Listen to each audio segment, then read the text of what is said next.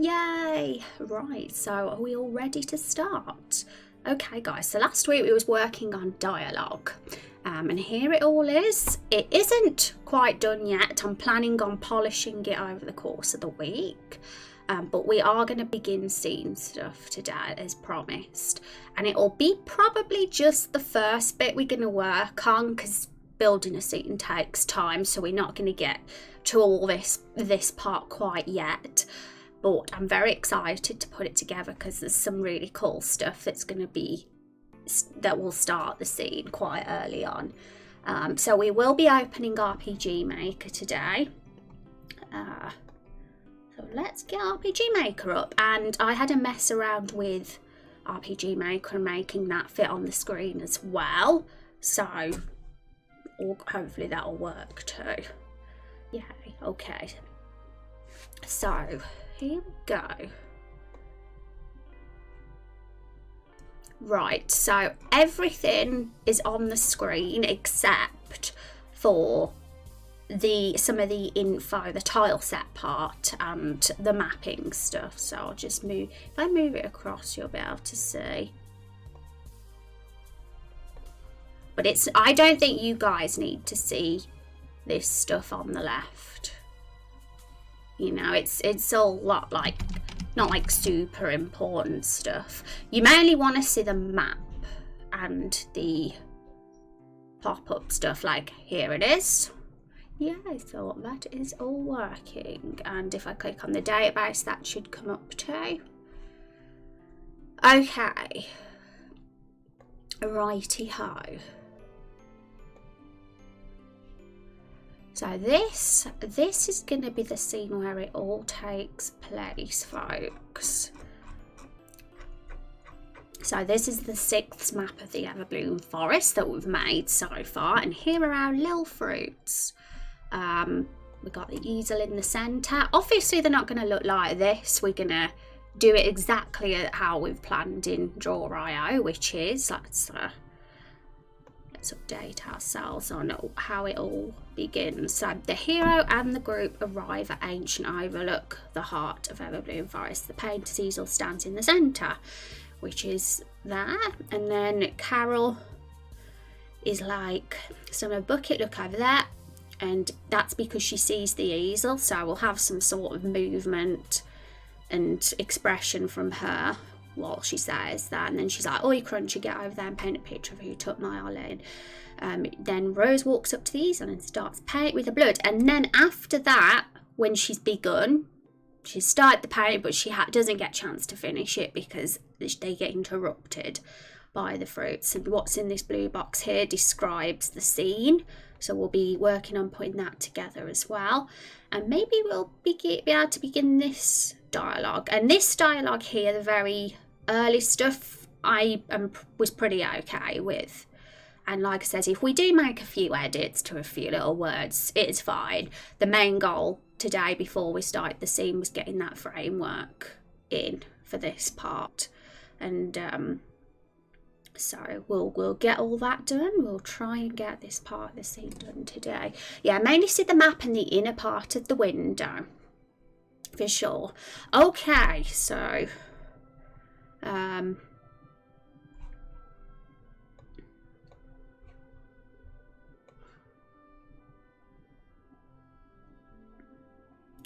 right, so we'll hide the internet for now. But yeah, looking at what I see on the screen compared to what's showing on my OBS little overlay, I think everything of the map is showing. So the only thing that isn't is literally the tile set stuff on the left. But if I ever need to show you guys that, I'll just make another window capture for that or something. Okay. So should we just move these guys out the way for now, or shall we delete them? Because we don't actually... Yeah, I might actually delete them. Because it's easy enough to get their sprite back up.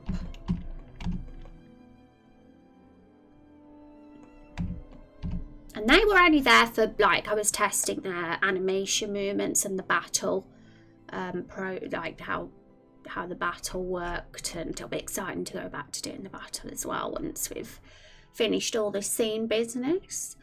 Lots and lots to do. Right, so we gotta just figure out the best place to have this easel, and I reckon it shouldn't be too high up, because when the party arrive here from Serpent's Fork, this is the previous scene, so when they arrive here, the scene will trigger, and the cat will probably have the hero, Rose and Carol, appear, and they'll move automatically. And we don't want them walking too far up, because ideally I think it'd be pretty cool if us as the player see the easel on the screen instantly as well, without the characters having to move up. So I think for that reason we should perhaps move it a bit lower. So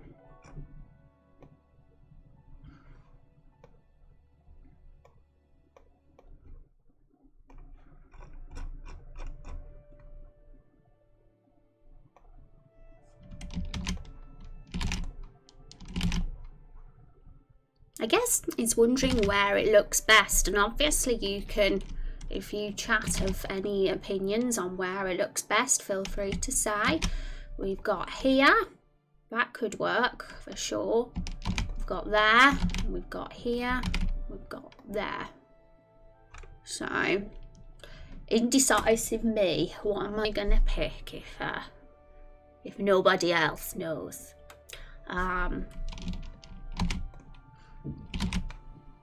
Actually, I like that for some reason. Maybe it's because it's, I don't know, I just kind of like that being there. But before we decide for good if it's going to be there, also we should probably delete that one. Yay. Okay, before we decide for good if it's going to be there, we need to make sure that the position of the basket the fruits are going to be in works as well. So, looking at a basket with 5 fruits inside begins to shake. The red fruit turns, opens its eyes and jumps towards Carol. So we haven't exactly decided where it's going to be. We haven't mentioned in that description the location of this fruit basket. So that allows us the freedom of doing whatever we want, which is always good. I kind of make sure when I'm writing the dialogues that I don't talk too much about scene stuff, because I like to have the freedom, you know, to do things that we feel like work best at the time. Okay, so it's a bit chilly, so I've got my onesie here. Okay, so a fruit basket. We need to find the asset for that, guys. So that's something we'll be doing today as well. So it's wherever it's going to look best, but it'll probably be a good idea to get the asset first. But we do need it to be showing on the screen as well. We don't want to have to pan the screen to see it shake. I think it'd be smart to have it, I think ideally somewhere where it's your eye doesn't see it straight away, like it's still on the screen but it doesn't stand out as much as the painter's easel perhaps, but it's still there, and when it shakes and there's a bit of a sound effect and the tomato turns and opens its eyes, then we'll see it too. So it could totally work being under a tree, like maybe this one here on the left. We'll see. We'll look for the asset first and then we'll decide. Okay.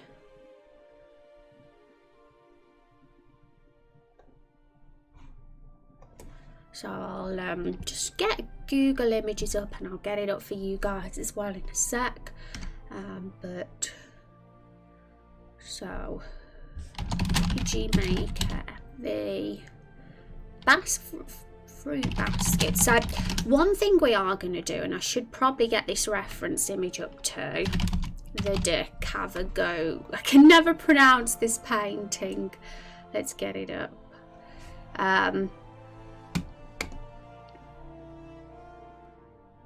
Also, screw it, guys. I'm gonna not have this left bit cropped because it's makes you realise when you've got Google images up how bad it is.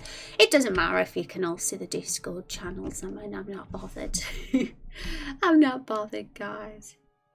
Because we go on my Discord a lot. That's one app that we have open quite a bit. The reason I cropped it was mainly to hide the channels, but no bother. Okay, so yeah, you won't be able to see the right side because I could easily just do, but like I said, I want black bars and I think that looks kind of ugly personally. But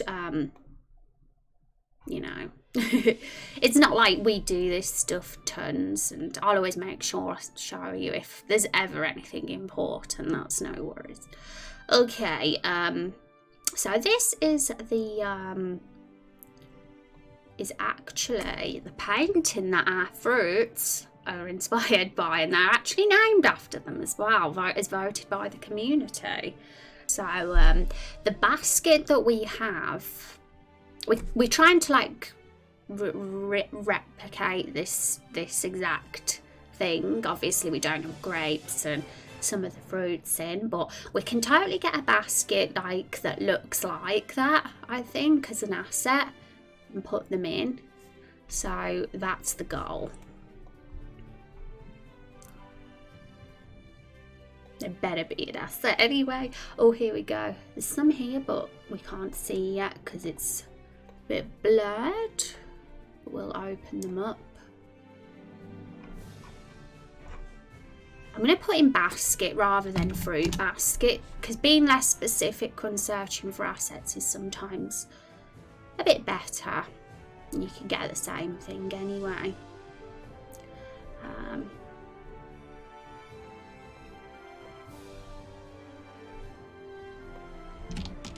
Also, guys, I know that obviously some of the screens are a bit smaller now because we've got the overlay, so I'll just zoom in for stuff like this. If we ever have to take a close look at any text or something, I mean, it doesn't particularly matter for this bit, but for some things it'll definitely be important. So there was definitely a basket here. I need to find the tile set that it was. Here it was. Wow, that scarecrow looks scary. Spoopy scarecrow. It's like the one that we have in our farm on our game, but with a scary face. So I think that's a basket there. It's a squarish sort of one, but the material is definitely of a similar type. But the stuff in that basket, let's see if we can find an empty basket asset. We'll see what's available and pick our faves.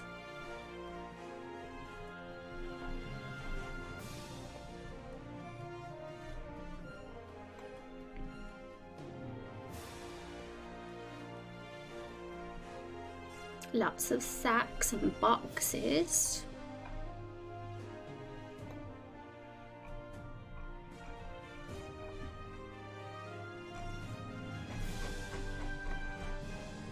If we put tile set basket in, we might get more search results then.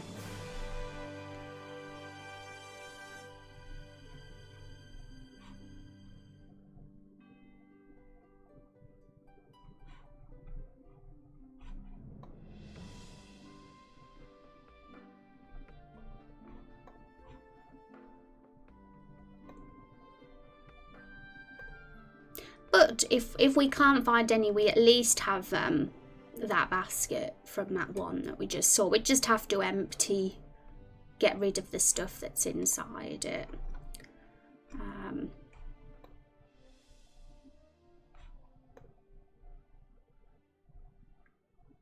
I thought a basket would be quite a common one.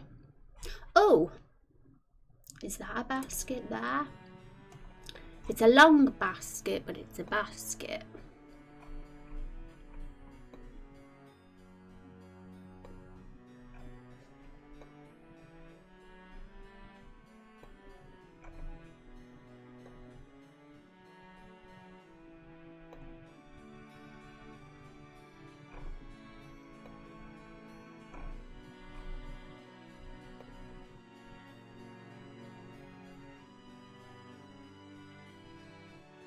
looks like a basket there, but I don't think the art style quite matches.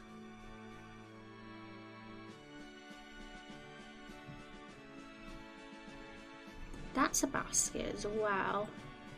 But yeah, it's got stuff in. We'll get it open anyway.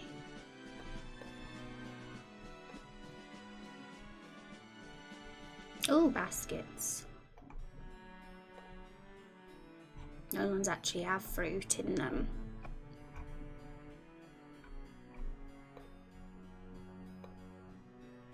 And to be honest, we don't want the basket to be too small because they won't fit in. So I think they look like a good size to go with. That's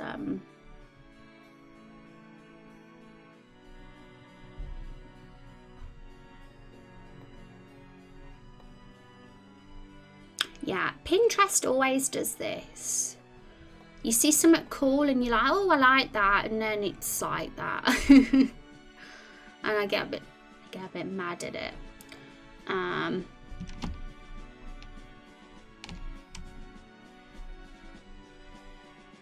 Where's the basket in this bunch? I did see one. There's there with the fish in it.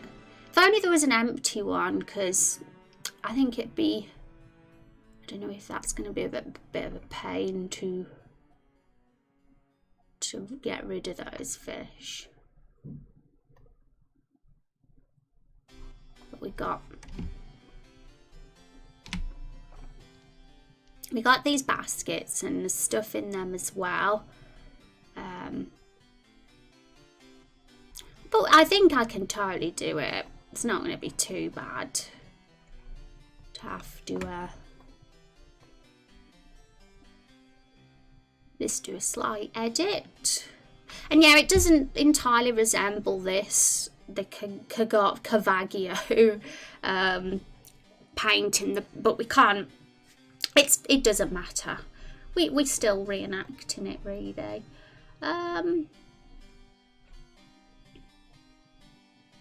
That's a very, very small basket. I'm surprised all those fruits can fit in.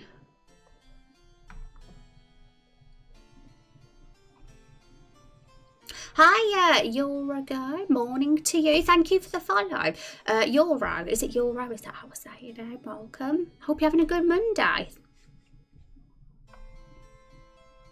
Apologies for taking a while to notice. I was getting all carried away with finding a good basket asset. I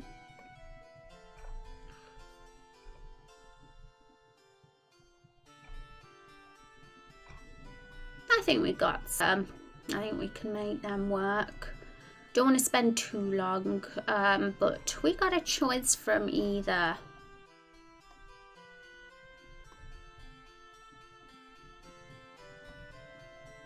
I think one of these ones could be fine.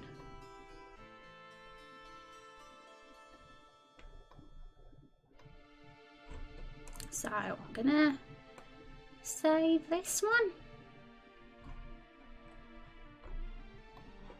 I think I actually already had this tile set saved. I want to find out who made this though. I'm trying to make sure I'm doing that first. So we'll search Google for this image.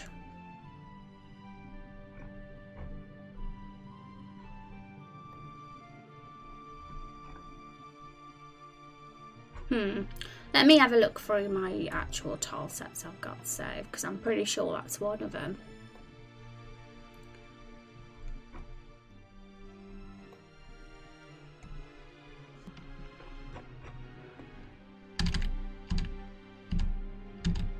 Oh yeah, I forgot to say, we got a question of the week, a new one as well. And this one is, what's your favourite cutscene in a game? And it doesn't have to just be RPG. This can include any genre of games. Because we weren't working on cutscenes this week, so thought it'd be a relevant one.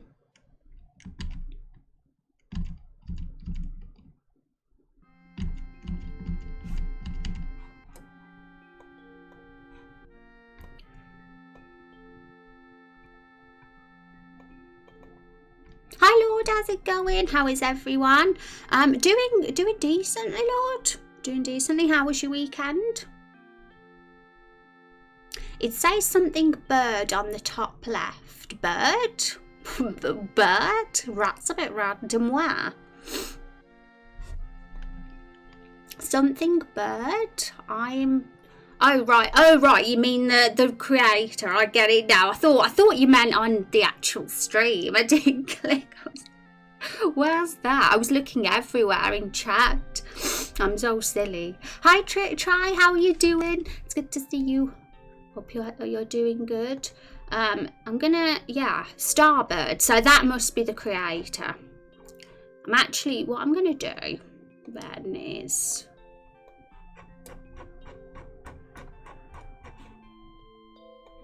put in Starbird and we'll see if he is somebody.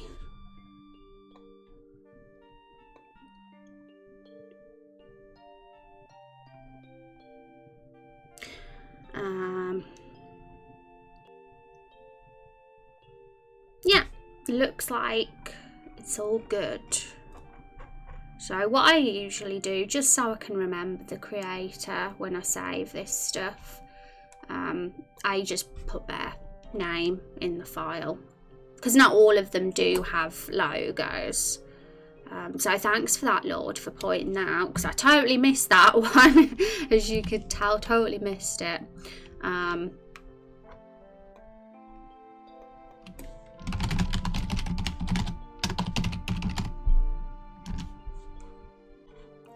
Okay, so what we're going to do then is we're going to get Photoshop open. This is my new stream overlay open in Photoshop, but we'll open our new tile set instead.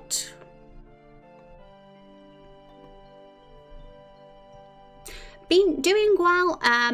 Been racing marbles on stream of all things. Oh, I've never played that one before. Is it fun? Been garbage all weekend, spent my day trying to export my first animation towards Unreal, and it's been a tedious process. Oh no, it always is silly when stuff goes wrong, but hopefully you end up making up for it. I'm sure you will. Good luck, I believe in you, Lord. Okay, so the goal, guys, we've got some baskets here, and if you have been hanging out while we was working on our dialogue last week, you may know that the fruits, the villains of this scene, actually make their appearance in a basket. They're hiding in here. Well, they're not. They're on show, but we don't actually see that they're alive. They're just like going to be normal fruits just in a basket, minding their own business. So I think this one, well, actually what I am going to do is use both, because what we're gonna have to do is I'm gonna have to edit it so that it looks empty, and I might need to use part of this basket to be able to do that. So I'll try my best and see what I can do.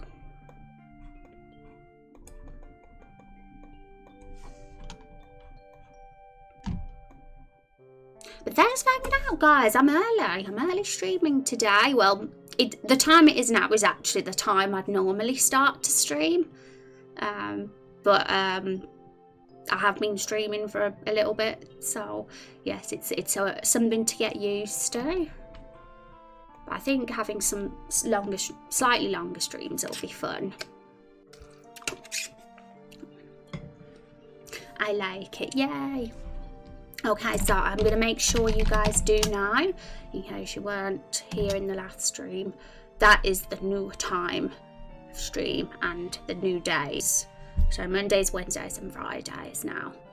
And yeah, the bot isn't coming up in chat either, which is working, because I really have wanted for a while a permanent chat on my stream, a permanent chat box, because we did have like a little chat in the corner that would pop up before, but I really like to see the chat permanently, especially because I upload these onto YouTube and nobody can see Twitch chat on YouTube. So I think having that will be super cool, and I like that the bot doesn't like spam it with the commands either. Okay. So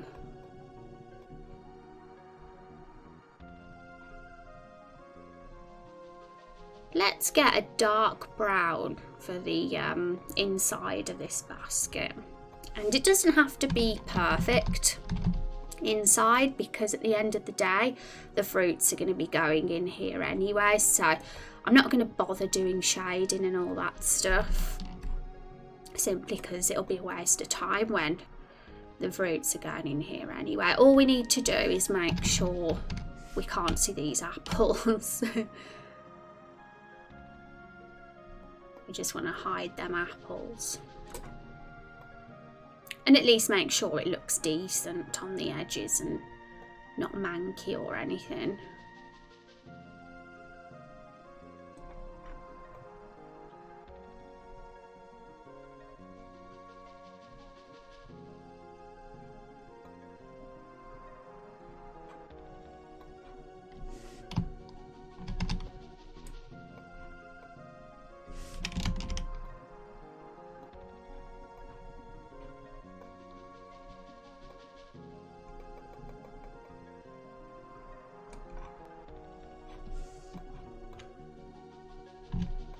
So,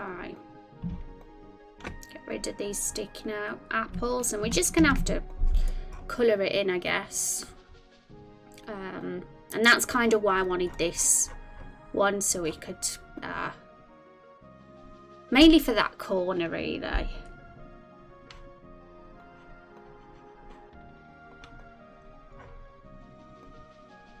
So,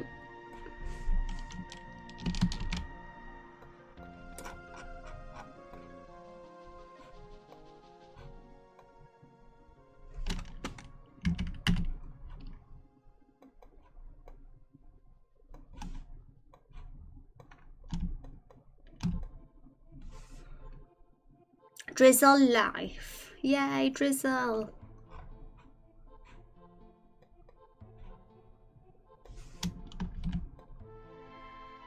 Being a drizzle is cool. Drizzles are cool and badass. Okay, so how are we going to get rid of these manky green apple bits? We'll do our best. So let's get a new layer to paint over this in case.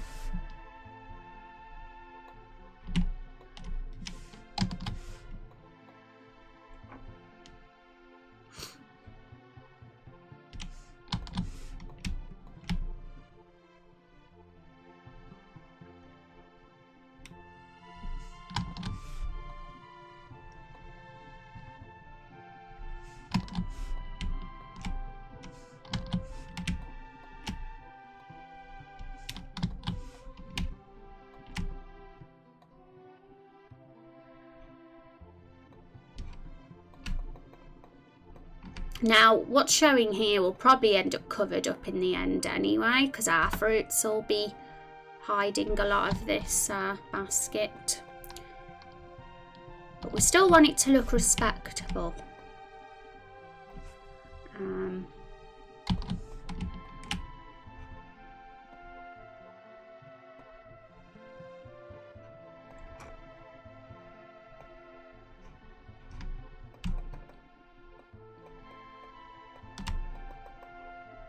Or another thing we could do is, I don't know if this will work, but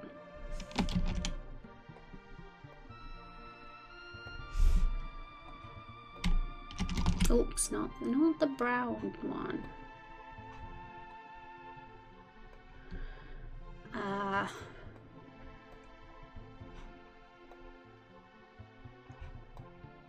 We could literally just do that, and in fact I really like the texture of that bit at the bottom rather than, so I think we can do it that way. If we just remove the green apples and the edges, I think that could something like that could work.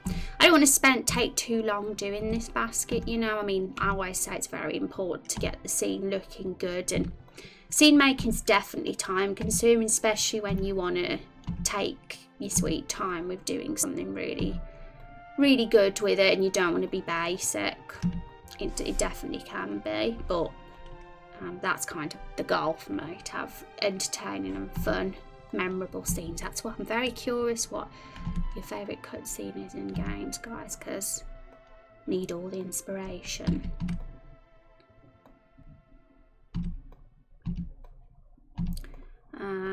Right, so how's that look now? Yeah, we got a bit of a weird edge thing going on here, so delete that.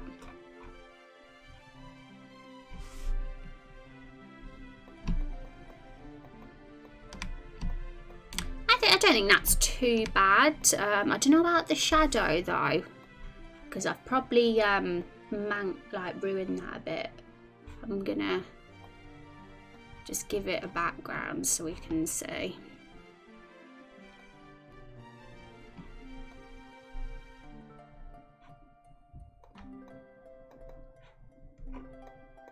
Yeah, I think I just need to delete that bit because we've got double shadow going on.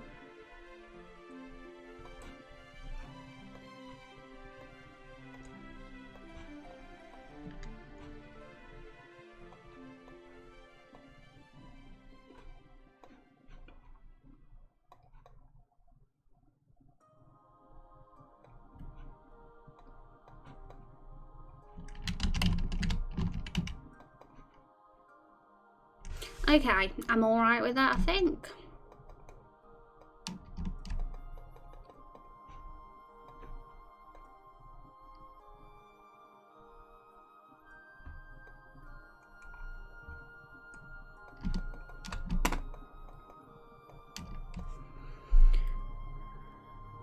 Okay.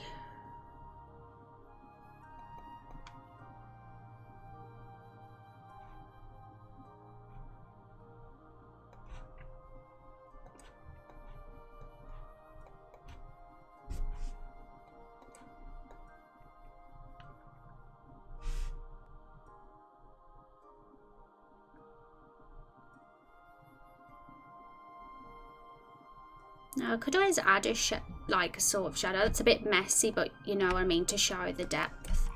I think might as well do that because it'll be easier to know where to put the fruits. I'm not going to get all fussy about it because it's going to get covered up anyway.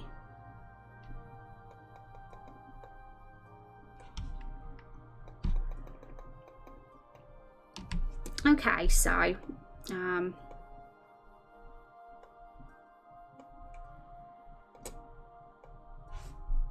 that one can get deleted. Actually, I'm going to keep that one there as a reference so we can see, like, we can use it to help with the fruit placement. Right, so what we're going to do, let's get our fruits then. So we've got our sprites in a certain folder somewhere. Here they are. Well, actually no.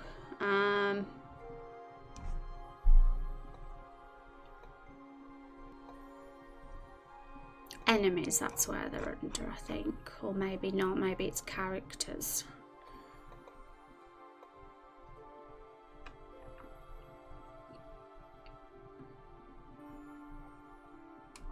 Yep, here they are.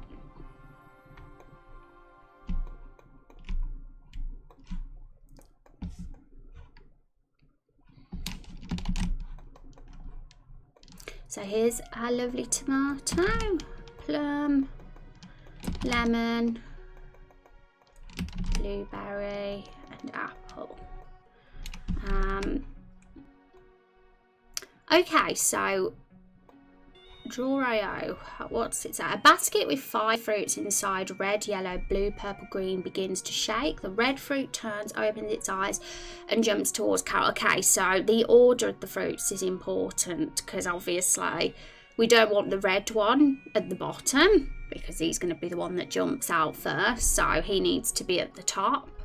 Hi Rex, I love your new overlays. It looks so good. Thank you. Yeah, I'm hoping to like build on it over time. As you know, I said I'd like little elements that like are on the screen for a bit and then it switches to something else. Like something like that banner up there could switch to something else perhaps, but we'll see.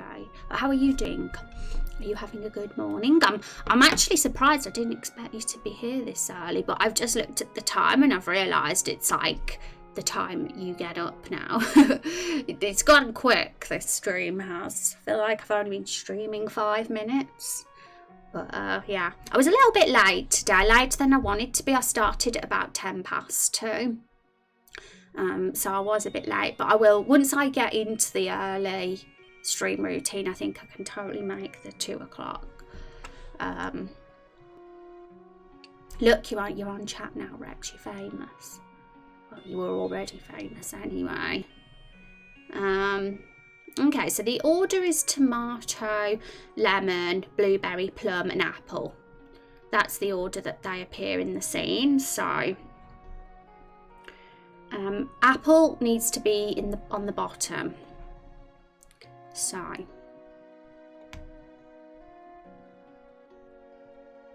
I love them when they look like that. They look really chubby and it's cute.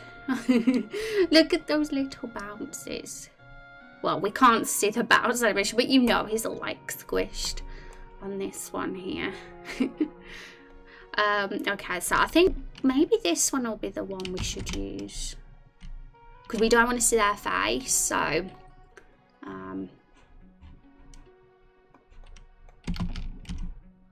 wow, he's a big boy. But you know, we want the fruits to sort of be on top of each other, I guess. We don't want them to look, we don't want the basket to look like it's a giant for them. Hopefully they'll all fit in fine. We'll see. We'll see. And then it's plum. I mean, we could always go for the chubby one for some of them, I guess. We'll see how that looks, see if the variety works. I mean, it might look strange, but I mean, we could always could we rotate one of them? I don't know if that'd work. One thing we could do, I mean, we'll see. We'll get them all in the basket first, and if we have to make some adjustments to the shape of them, simply for this scene, then that's fine.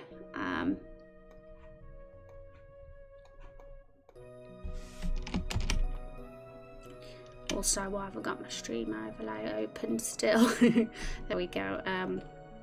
Doing okay, yeah, I woke up like 20 minutes ago, lol. I hope you had a good sleep. Thanks for being here and being awesome. Look, you Kalos Rex dragon reptile is bigger now. I've made him, well, they should be a little bit bigger anyway. I think now they are, because they've got their own little compartment now where they're walking rather than just being loose at the bottom of the screen. And I'm kind of going to do it so that I'll probably be inclined to update my overlay based on what the area we're working on in the game, because at the moment it's Everbloom Forest and that's the background that's behind me. We got it's like blurred, but it is the Everbloom Forest, and that is the same tile set interior for the Everbloom Forest. It's just a darker brown, and I really like that colour, so I'm probably going to recolour the interiors so it matches with that. But then when we move on to maybe the next zone, well, I might like change the overlay for that so we can stay on theme. Yay, thank you, Try.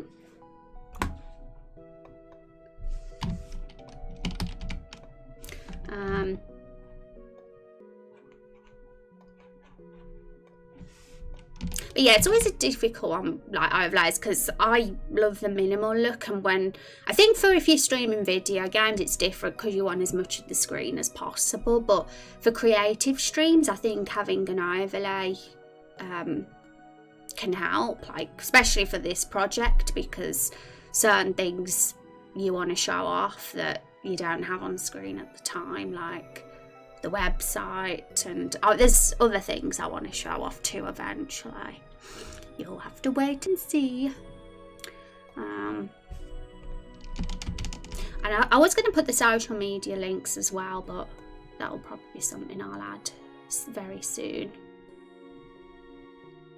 One thing I could do is make it so that the basket overlaps the fruit, so I could do something like this. You know, so you only see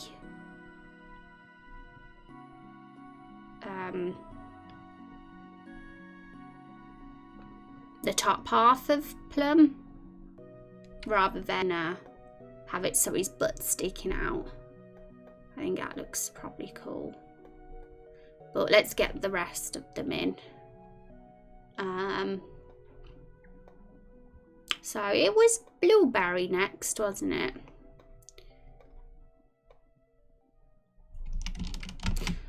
He's got a birthday hat on, and I want to kind of hide that because people will be like, what's that? It's a bit distracting.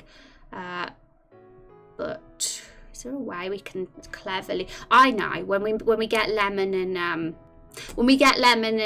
tomato, they can just overlap that. That's what we'll do. Okay.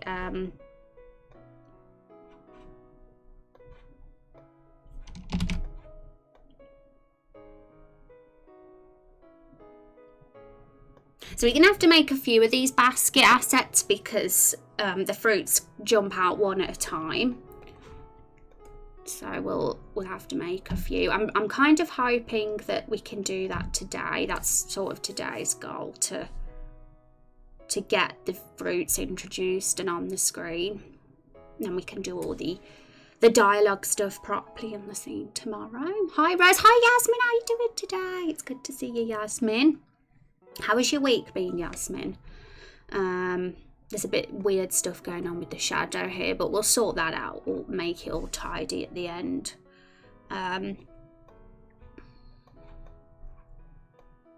Oh, Lemon doesn't have a grass thing on his head. That just makes him so sweet. I think I feel sorry for him because he doesn't have a piece of grass. I mean, I assume Blueberry does, but his is just hidden under the hat. So we could, I'm thinking Lemon could overlap Blueberry so that we don't see the birthday hat. Something like that.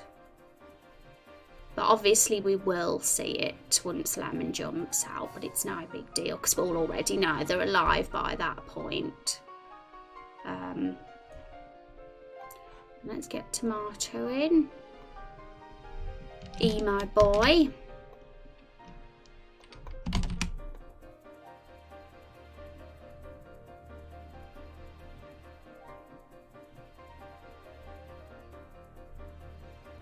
I just want it to look good, the basket, as much as possible. So I'm going to be a fuss pot and make sure they're all in a good position.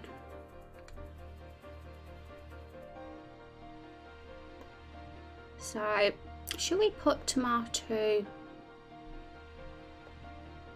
like that or something? Let's so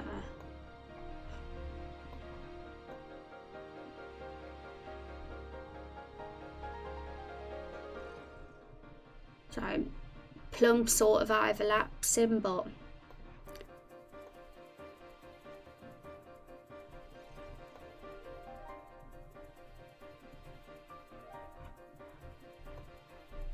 see how this looks when it's zoomed out though. Also, we don't need the grey background.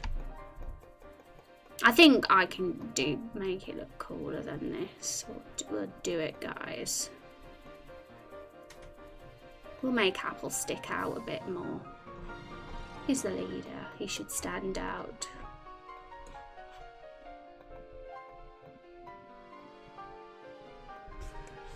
Doing okay-ish. I'm doing good because someone very awesome bought me Animal Crossing. So that's helped a lot because before then I was really like meh. I needed that that thing, you know.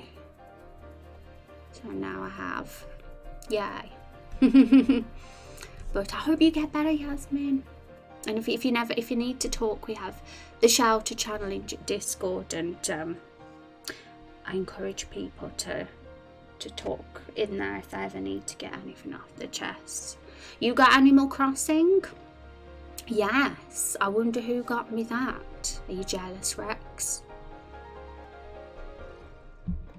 I know you love that game.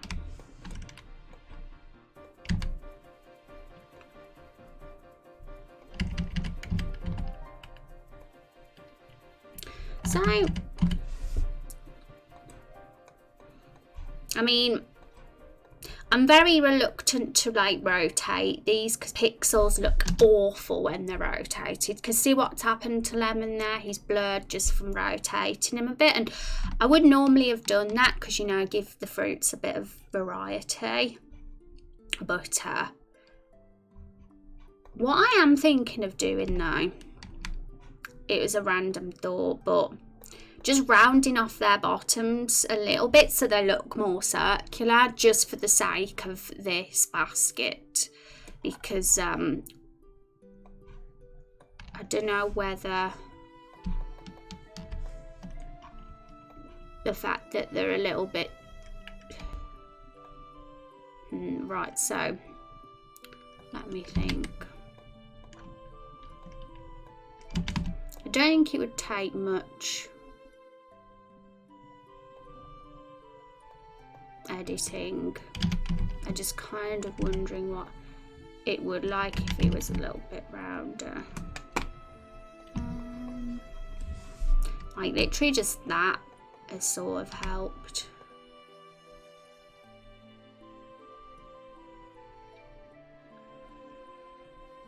Honestly, I don't think it's that big a deal. We can put it back to how it was.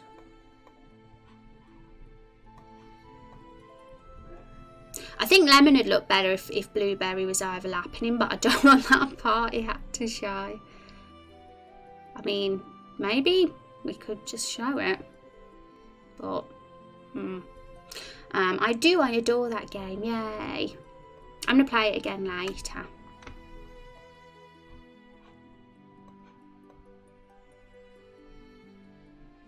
Let's you know what I want to do?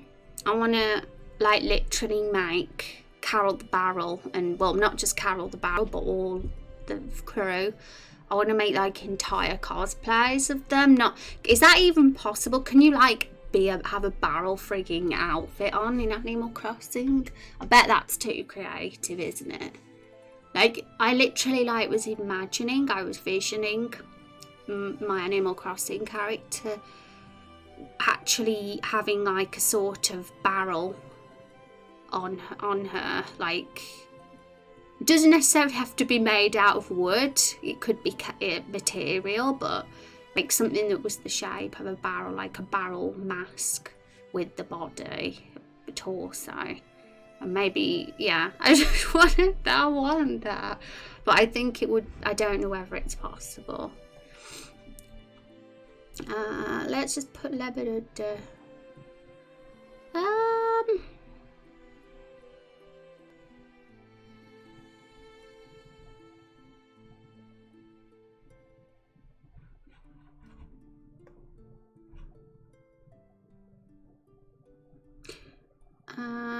In all honesty,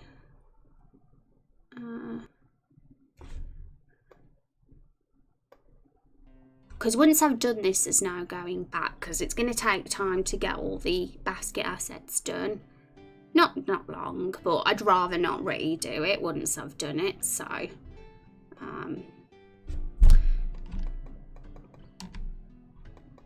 I just want them to look like fruits, and that party hat definitely doesn't give you that look when you see that there, but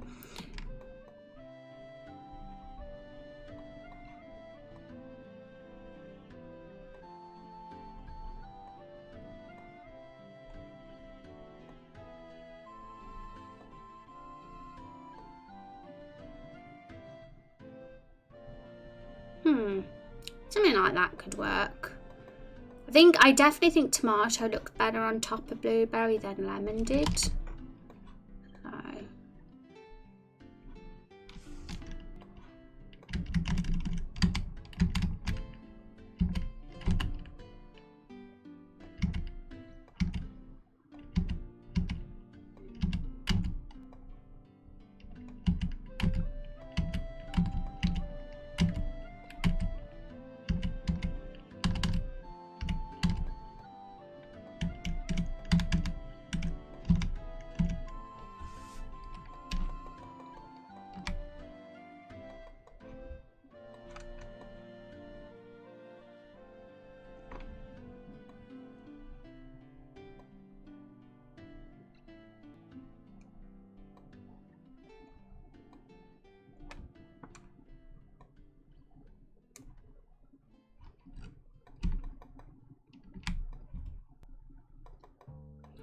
I think we're not going to get much better than that, unless there's something, a position I could have them in that I've not thought of. But tomato, lemon, yeah, I think that's fine.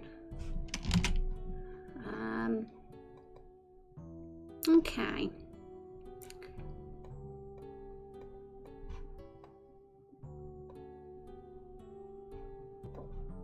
So this shadow needs, some of that needs to go because we've got a double shadow here. We'll test it in game and see how it actually looks. So what I'm going to do now is I'm going to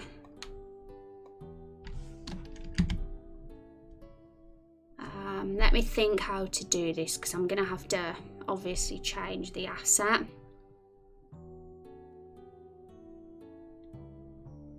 I think we can easily make it tiles, sets on tiles rather than characters. It's not like they're animating, so it's probably best to do that. Crop. I will have to merge the layers just temporarily. I don't want them to be like that though for good, because we're gonna have to edit this asset. So Everbloom Forest. Let's have a look in RPG Maker at the tile set I'm using, and I have to find some spare spaces on there.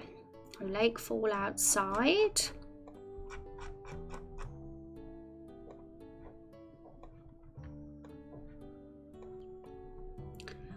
There's no spare spaces, so I'm going to have to delete some of the assets, which is fine because there's loads that we're not even using.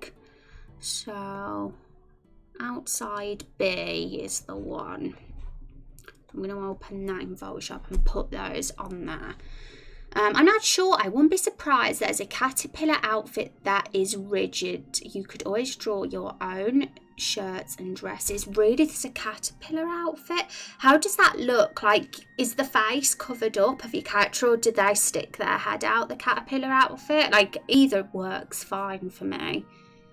Any outfit, if there's an outfit in the game that literally resembles a barrel, like, you know, it could easily be recoloured and redesigned to look like a barrel, then I would totally get so hyper over that, because I could literally make a Carol the Barrel outfit.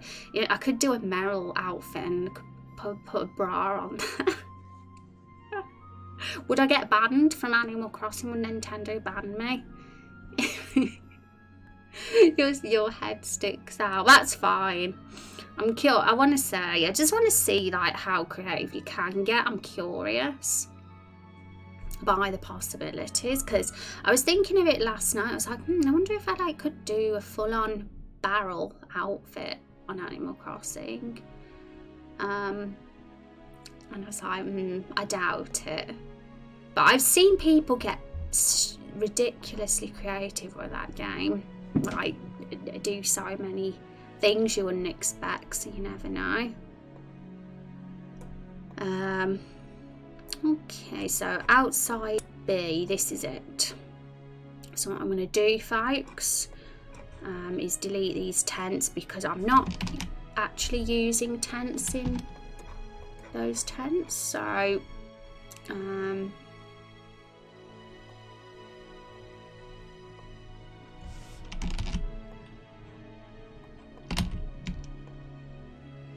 oh, it's smaller than you expect, actually. One thing I'm going to do is I'm going to have to move Apple down a bit, because his thing is sticking out. I completely didn't realise, actually. Silly me. So if we do it that way, then move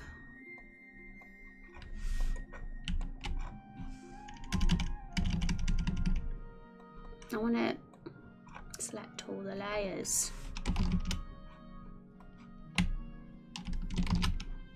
I selected the other and it's not dragging with it for some reason.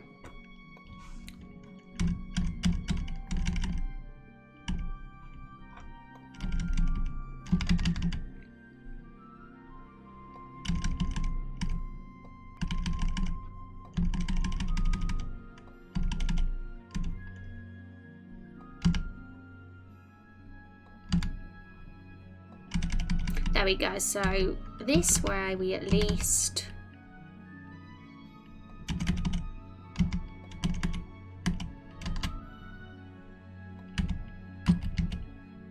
fit everything.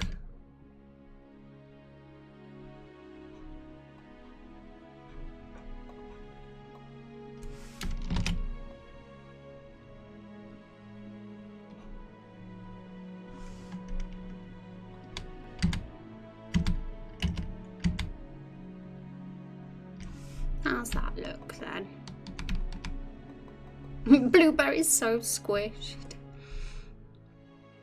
There's probably a brownish colour. I got a green one though. I'm definitely gonna have to look into this. If you want to send me some screenshots, feel free to, because I'm really curious, Rex. Hi Virtual, how are you doing? It's so good to see you. It's been a while. Did someone say Animal Crossing? Yeah. Well, it's the game, isn't it, at the moment that everyone's into, and the lovely Rex bought me a copy, so I've got all so nerdy about it that I'm thinking of making a Carol the Barrel outfit in Animal Crossing. What I totally like you, because it's all QR codes, isn't it, with the outfits in that game. I'd totally put it up on stream and let you guys have it if I did do that. If that's how you do it, because I'm still a bit of a noob. I don't know how it all works, how you share stuff, but I assumed it was QR codes. Yes, Animal Crossing is one of my all-time favourite games, and they outdid themselves with this latest game. Yay. Tom Newcott says money, but he better come back with a warrant because I have clothes to buy. I think it's the fashion stuff and the customization that appeals to me personally, because I'm a creative person, so of course. I'm not like obsessed with the farming side of things or fishing as much, but it's still appealing because I can, when there's collectibles and you have to collect stuff and there's things that show that you have to collect stuff, I can easily get addicted and want 100% those things. So I think the way they've gone about doing that, the fishing, and that makes it good. I mean, normally I wouldn't like it, but because of that I'd totally do it. And but it's definitely the creative stuff that I'm like really excited about. Yeah, QR codes are like 12-digit codes, I think. I have so many outfits for my villagers, honestly. Oh my goodness, well, I'm really excited. I've even called my island Raindrop Island. It's going to be Raindrop Chronicles themed, but maybe with a bit of RPG thrown in, like other RPG games. Because, I mean, I'd totally do the outfits of other like games, cosplay stuff and that for your character, but I bet people have already done that. I bet there's tons of Final Fantasy cosplay outfits and that kind of thing, isn't there?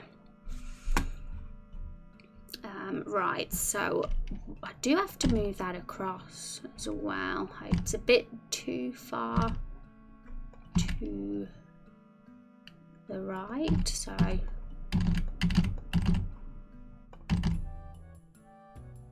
there we go. Now they should all fit in perfectly. So we'll merge those for a bit while we put it on the tile set again. And this time it'll fit. What do you think of that fruit basket, guys? Pretty cute, right? I hope so, because that's the goal. So first of all, we're going to test it in game first because we want to see how it looks. So I'm going to save this tile set. And we'll probably do a test play. And have a look how it is. Because you can't really just tell from seeing it on here alone. It's not always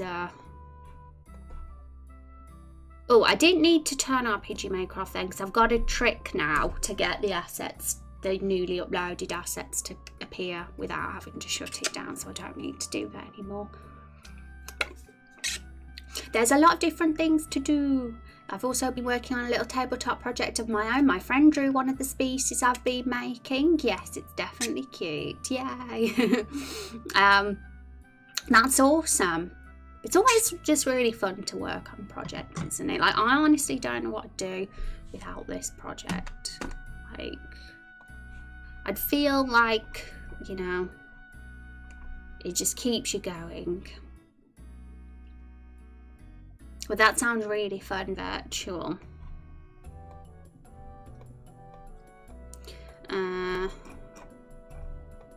Yeah, what other stuff can you do apart from fashion in Animal Crossing that's super creative? I suppose there's interior design and that sort of thing. So the basket should be right here. Here it is. So it's thinking of a place to put it in that isn't too distracting. Because when the scene begins, most of all I want you to notice the painter's easel. Like, that is what Carol notices, and it's right there. So the fruits are going to also be around, but they're not exactly going to be the thing you notice straight away. So I was thinking something... I mean, they look good under the tree, I suppose. I don't know about there. That might be a bit close. I kind of like them being... We'll do a test and see what looks best. So, test play time. Now, what we are going to have to do, though, is...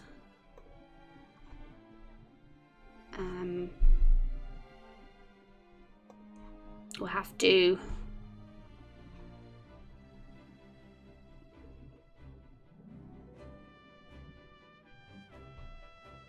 right, so what I did before, because I have a save point in Blessed Cascade, I'm going to just put a teleport here that'll take us to that scene. That's probably the quickest way to do this.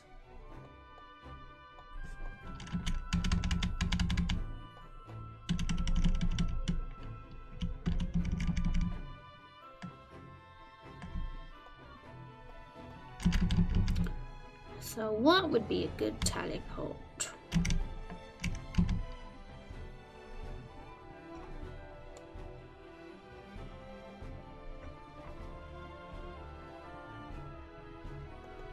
We'll use that.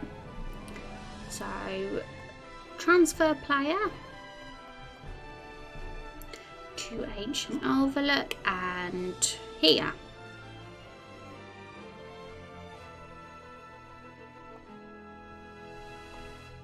Player touch. So that will take us immediately to Ancient Overlook. So let's see.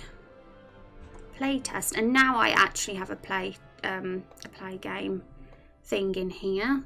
on this screen, so it'll be small obviously, but we can do quick play tests on here, and it saves me having to keep switching screens all the time. Also, I might need to mute the sound because we don't need to test sound just yet for this. So we've also got some YouTube music in the background, so we don't want there to be a clash. Hi Denton, I'm well spoken, am I? Am I posh? Because I've always thought my like British accent was like the not posh version, like one of the least posh ones in our country. So that's quite interesting. I appreciate that. Okay. I like it. I hope you're doing well, Denton, and having a good day. So, Blessed Cascade. And yeah, sometimes we might do full screen. Oopsie. Sometimes we might do full screen test plays, like when we want to do a proper one, but we're going to do a lot of just really quick ones sometimes, and I'd rather stay on this screen probably because it's cool and I like it. So image characters SF door 1 PNG. I think what's happened there is that I deleted that asset because I thought we didn't have any objects that were necessary, so I actually deleted that. And we don't have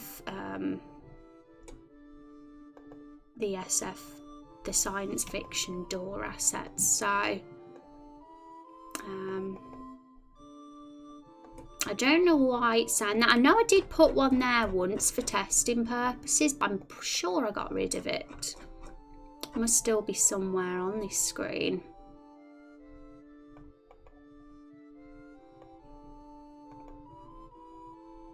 Yeah, that's probably it. So I'm going to delete that, and that hopefully will solve the issue. I am yourself, not too bad. It's a Monday. It's a new week. It's all good. I'm happy with my new schedule plans. So it's probably going to be a bit of adjustment for some of you because you're probably not used to me streaming so early. I mean, now's my normal time basically, but yes, I've put it all in the Discord. Everything's been updated. The website has had the schedule updated, and same with the panels and everything else. Okay, so yes, it's fixed now. Okay, here we go. So first problem. This tree is overlapping the fruits. I really like how they look though. So we got to just sort out the overlapping issue, and I already know what that is. It's because the tree is an overlay.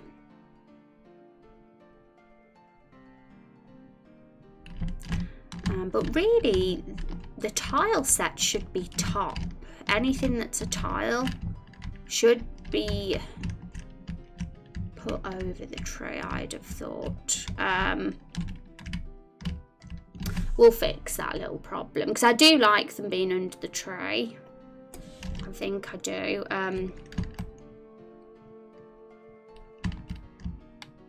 And you can still, like, you know, you can still see them. You pay attention to it. But it's the easel that catches your eye first, which is kind of what I'm aiming to do. Also, I need to make sure I'm not walking over that. Also, I'd like to do it so. All right, that's fine. Okay, so let's just fix that.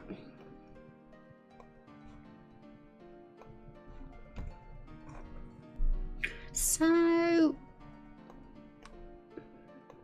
edit. So this might be something to do with the plugin.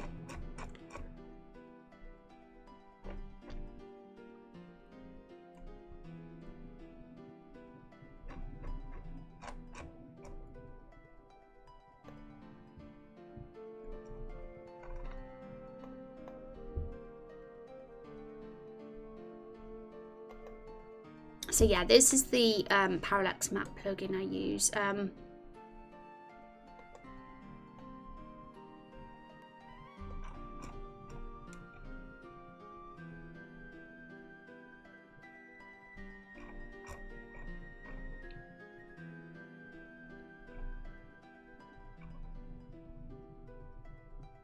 Hope the plugin with the Japanese description doesn't bug out. Oh, which one's that one? The Analog Move plugin. This was a recent plugin I added actually. It's for it was for movement. It just makes the movement much smoother, because RPG Maker movement's very like tile based. So that kind of stops the movement being restricted to the tiles. But it's this plugin was like very popular. But if it ever was an issue with it, I think there's other stuff that probably does similar things. But we'll see. I try not to get too obsessed with plugins because of things like that. And I always try to stick to the same creator mainly, which is why we got a ton of Yanfly ones.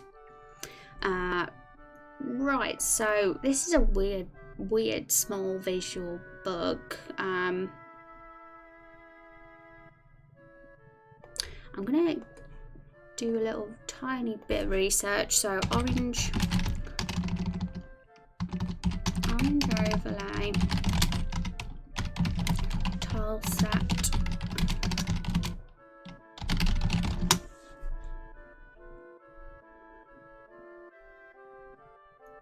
overlapping problem.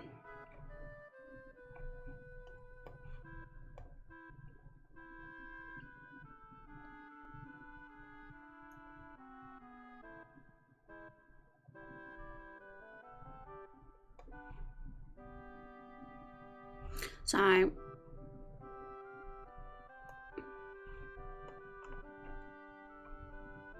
he's got the same issue as me, I think. I checked even default and retals and clean up, and this goes same, especially on C-tabs. Usually that happens if you mix up star tiles in the wrong way, because it's the star passability setting that overrides the regular behaviour. Okay, yep, you have two players in the editor. They show in the order you draw them if you draw.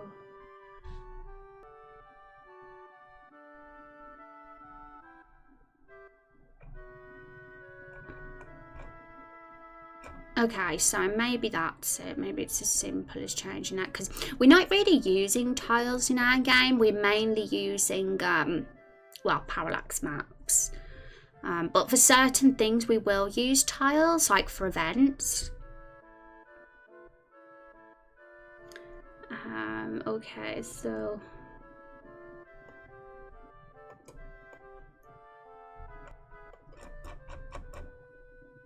yeah, it's got a star on it, so that might be the problem. Put a cross on it and see if that changes. So there we go. Let's do another play test. How are you doing, Mars? Did I ask how you were? Hope so.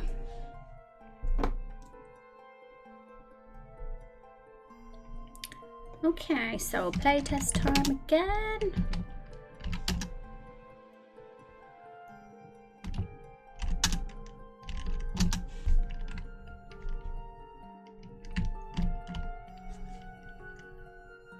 It's still blooming.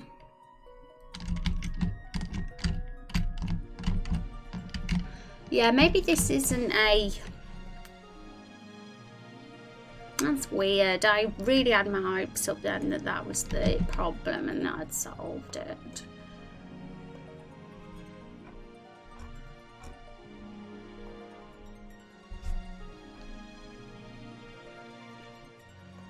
This is one of those things that are very easily solvable once you've looked into it. Books can sometimes be silly and trying to figure out what the exact issue is. Doing fine, hope you are as well. Yeah. got Final Fantasy VII Remake and Animal Crossing, so it's a time for all the games at the moment, which is, you know, perfect. We need that. And there's other games out there that have been released, I'm sure.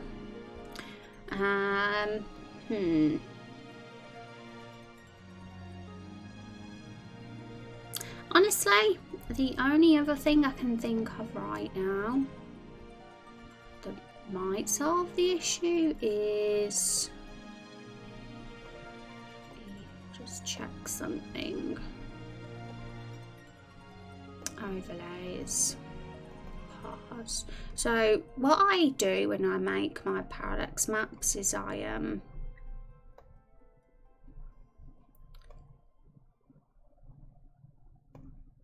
find the one for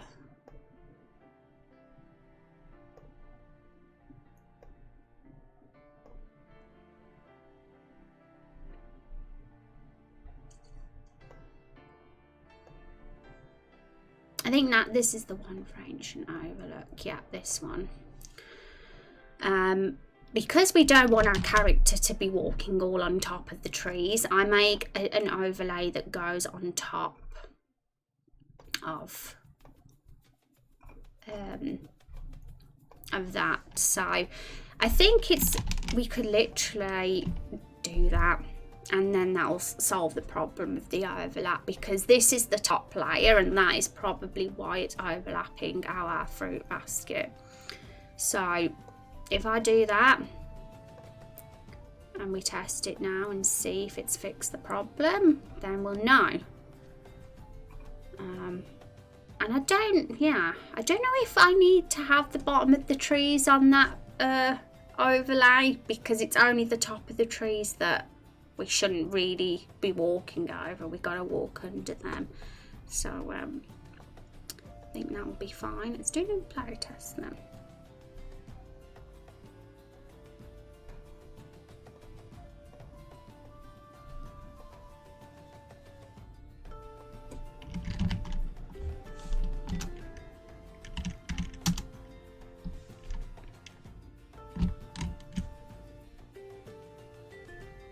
Yes, it did it. I'm good.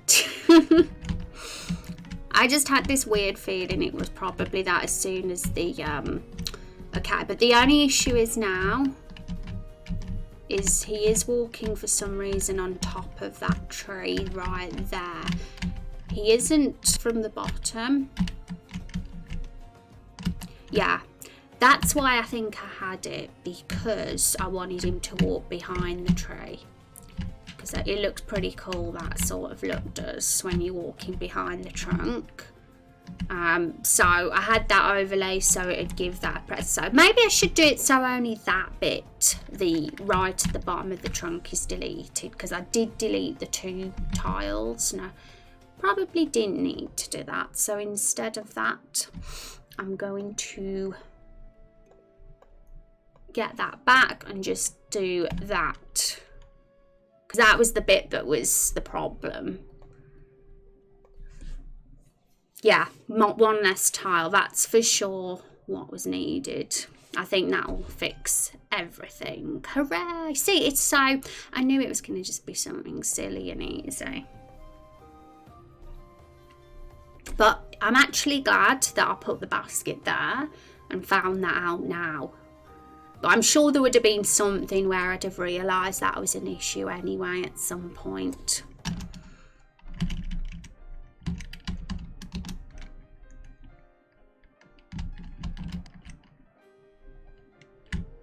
Oops, I need to sort out some of this. Oh, look at that big tree. I know, it looks a mess. That's got to be fixed, because that's an enemy and he's a big boy. But it doesn't look right visually right now, especially with that random tree on top of him. But I do need to sort out like the transfer and stuff. Some of it's a little bit messy, so I might like make sure the level design is done in a way that we don't have that such a problem. So I might have to just slightly alter some of the maps and put some bush in the way or something in some places, but it won't be anything super different from what we've already got. Okay, so now at least we've fixed the issue. He's walking behind the tree just like he should be. But as you can see, we're not restricted to tile movement now. Like, we're moving by pixel, and that's what I believe that is the plugin that did that. And I was very fond of that. I liked, it feels more natural to move like this. I mean, it's not the end of the world if we didn't have that and we went back to moving by tile set. It's not a deal breaker for me to have tile movement. The game's still totally playable like that, but I kind of just like how it feels. So there we go. So let's build the scene now. I think we can start the scene now. We've got everything positioned, so let's turn the play test off. Right, so let's revisit our draw.io thing. Yeah, it's smooth. It definitely is. I was in love as soon as I did a test play with that plugin. The hero and the group arrive at Ancient Overlook. Okay. Okay, so we need to get Rose and Carol and the hero all in their positions, really. I'd say that's the first step. We did something very similar in the Tall Stone Mountain cutscene. And what we did for that, I think this was it. We put on the plugin command stop player movement, and I had a reason for that. I think it was so if you press buttons during the scene, it doesn't allow that, because sometimes during scenes, if you move your character, you can screw a scene up. And I realised that when I was doing some play testings of the last scene. So I put in that plugin command now, so that just for the scenes, so that if you do move it, doesn't like screw everything up and wreck the scene. Hey Andy Cake, how are you doing? It's so good to see you. How's your PC, Andy? How are things on your end? Okay, so and then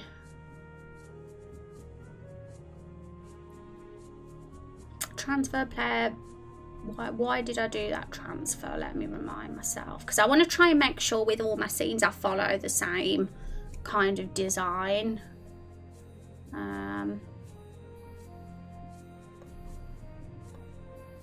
Change player followers. Oh yes, the player followers have to go off, because otherwise we'll have double rows on the scene. So what I'm going to actually do is I'm going to copy all this, and this is when the movement happens. That's Carol and Rose. I made an event for them and they're moving into position there. So that's on parallel. So I will do the exact same thing here. And I'm keeping all my parallel events in the bottom left corner so I can easily find them all. I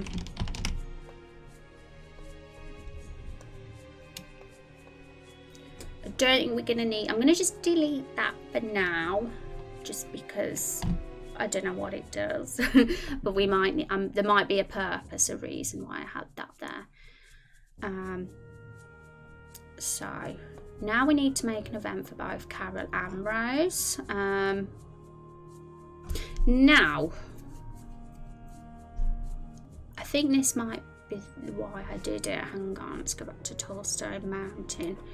Okay, so that's what I did. That's Carol and Rose's events there, because these are the transfer player events for the previous scene. And like I did say, I do want to redesign some of that because some of it's a little bit messy, particularly when you walk into the next scene and then you're in front of a random tree or a bush. So I need to like make sure that transferring from one map to another is tidy and not annoying.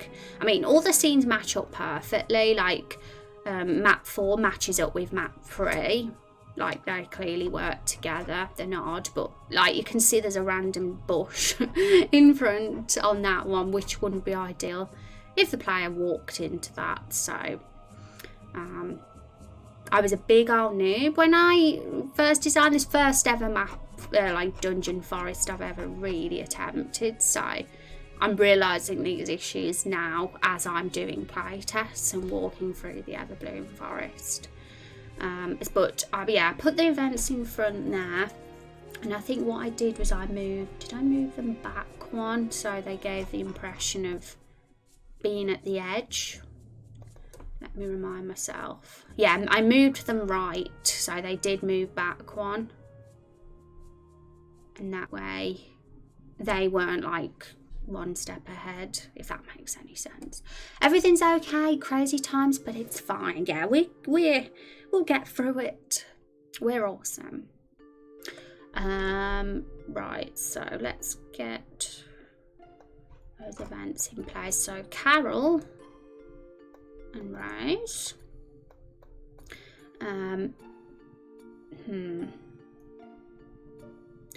Right, so I think I remember the reason I put that transfer event there now, actually. The reason why I did it was because we want to make sure the hero is in the same consistent position, because he could be in any, you know, the player could have literally walked in any of those squares. So we have to make sure he's in the same consistent position here as well. So I'm just going to transfer player, so that's the second one. There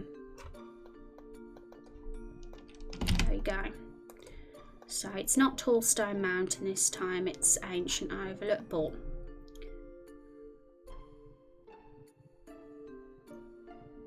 so I think we could have him be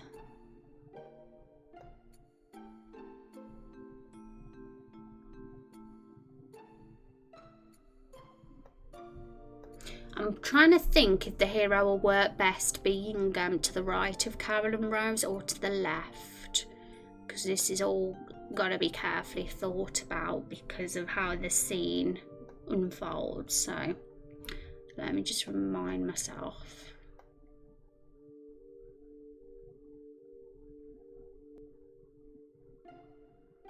Yeah, I think the hero should be to the left of Carol and Rose, actually.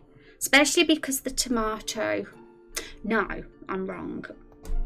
Sorry, I coughed. Didn't have time to mute my mic, but it was only a little cough. Yeah, actually, because the fruits are there, the hero should be to the right of Carol and Rose. So, yeah, we'll have him be here, I think. And direction up. So that way, when we walk into this scene, he'll always be in that position, even if he was transferred from another square in the previous. So I'm getting all rambly, but I always like to explain this stuff. Okay, so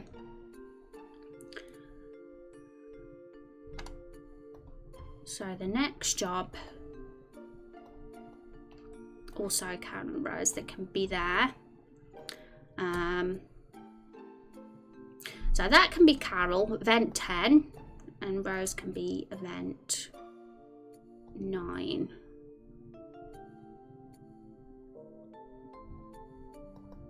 So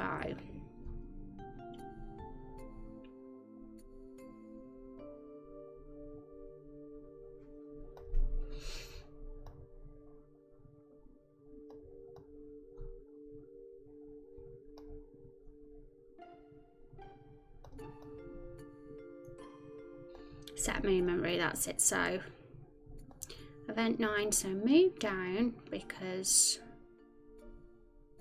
we want them to look like they're at the edge of the map, not in the middle of the map when the scene starts. And we'll just have it like that for now.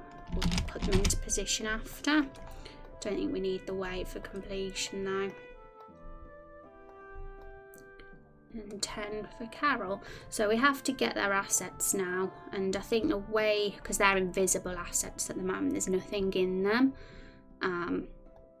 But what I did do was I made a second page with their asset in, and it's the sell switch. So sell switch B for Carol and sell switch C for Rose. I used sell switch A for something else,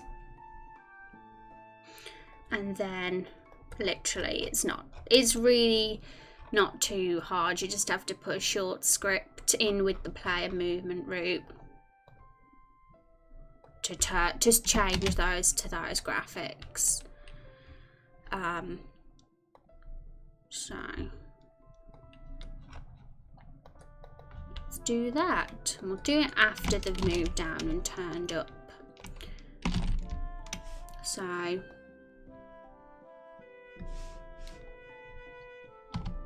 9, and it's map 8, and sell switch. We'll have what did we use sell switch A for? We're probably better to stick with B and C, because we must be using sell switch A for something else that's important on each of the maps for scenes, I'm assuming. So I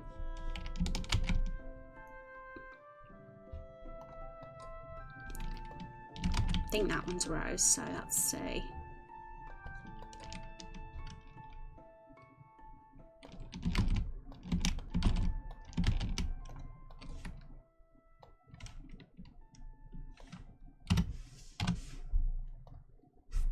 There we go, so those scripts are set up. So new event page, and this one's Rose.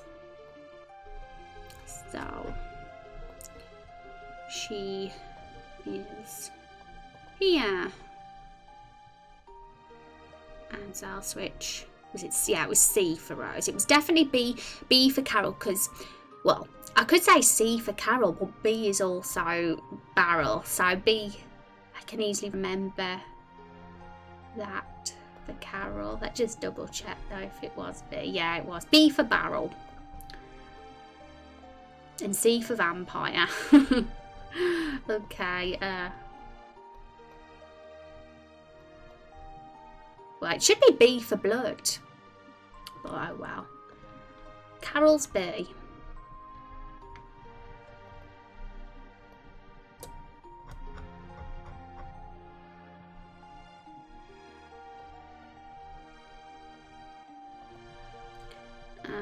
Okay.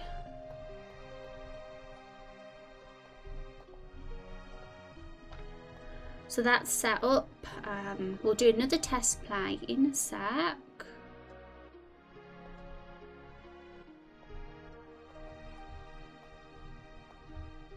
Actually, we can do it now. I think we've done all the setup now. So what should show when we do this test play is Carol and Rose appearing on the screen.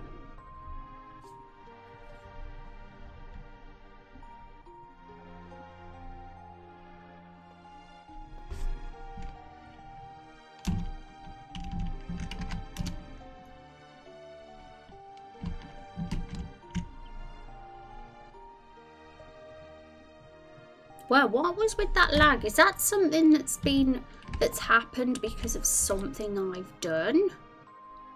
Because that is not normal.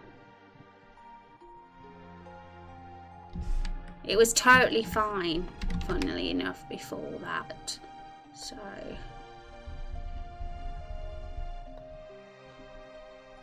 very, very odd. Let's fix that problem. Was it like, hang on, was it like that when we was on Blessed Cascade? Let's say. Because if it wasn't, if it was like that as soon as we get to this new scene, and we know that the problem's with the new scene.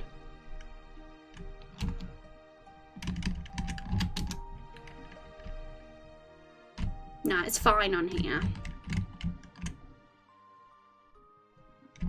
Yeah, this is the scene. It's like really got terrible lag right now. So something is going on with this scene that shouldn't be.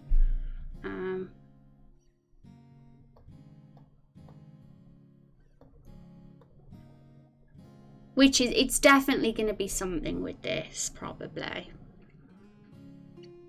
But that is strange, because I've followed the exact same pattern I did here and everything worked fine in this scene.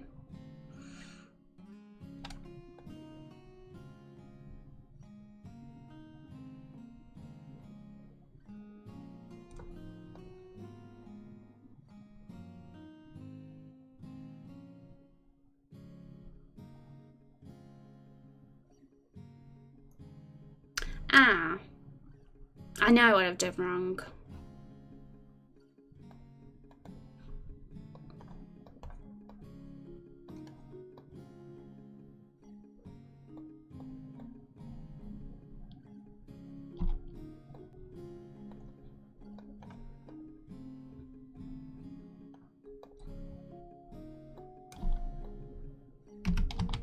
I got the south switch numbers mixed up.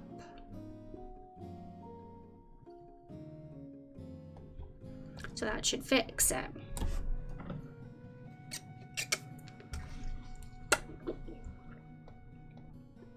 Yay!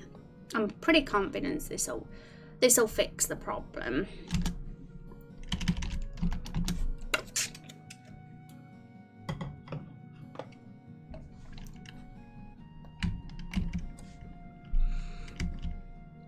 No, it hasn't. Oh my god, I feel silly now.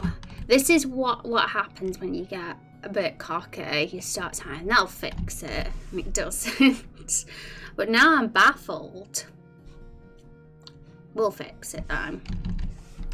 So there's definitely something I've done wrong with the setup of this scene, basically, that's causing a bit of lag.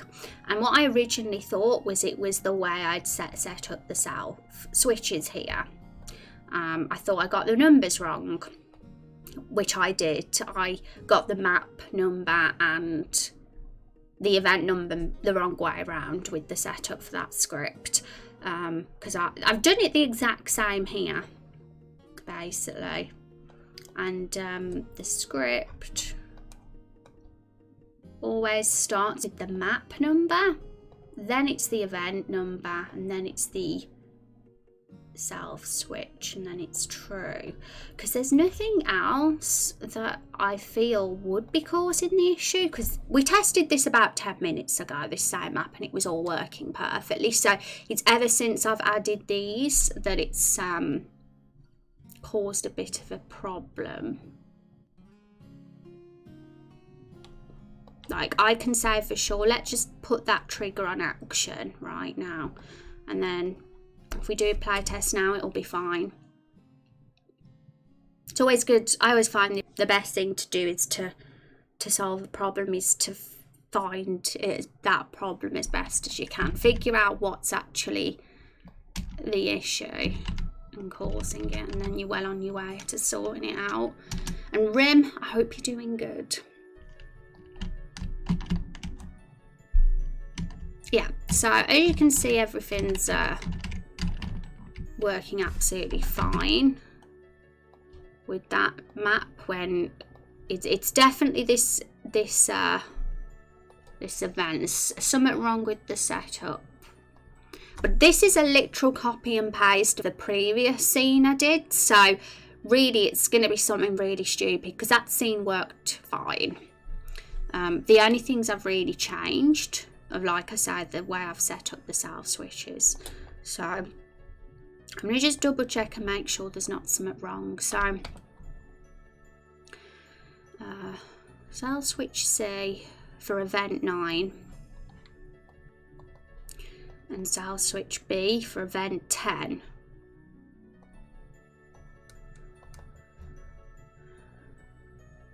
Yeah, that's exactly how it should be. And map 9, it is map number 9, isn't it? That's I can see it says 9, so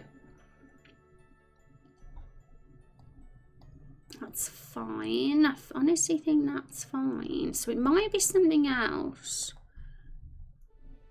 So that's map 8, 20B was the setup for that, and 19C.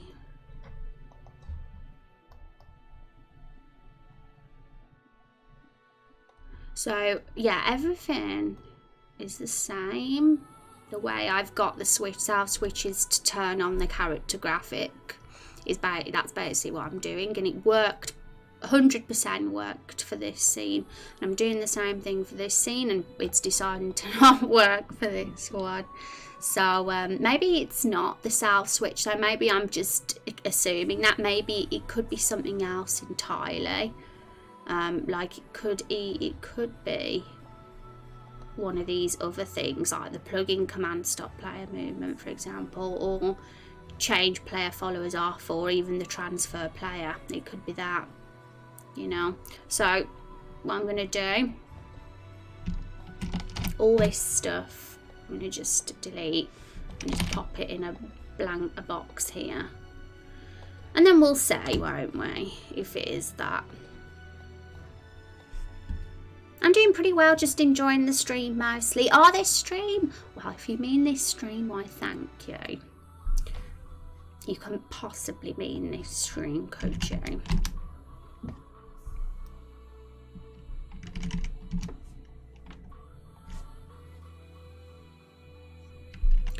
Right, so fingers crossed. Okay, so it's fine. Problem is though,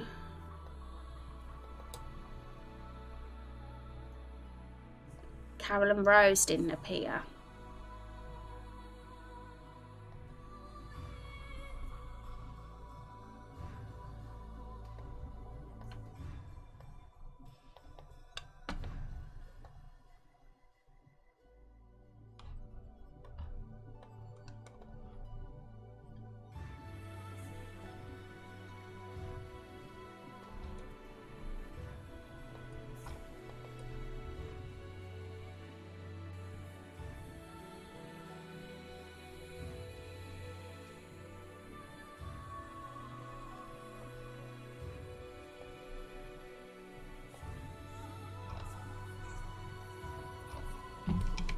We'll put away.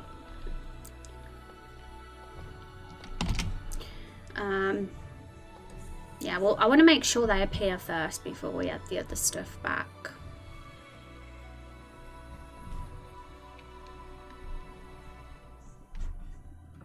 I'm a really thirsty one today, but it is getting a lot hotter in England. That's for sure.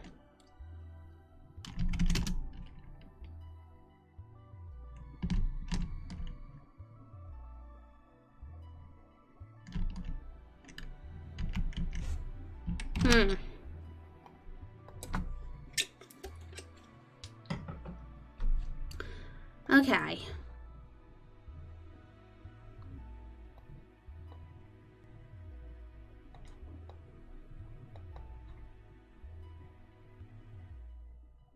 Below character player touch.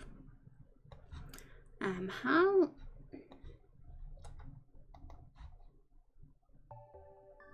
That's very strange. I'm going through the same pattern in exactly.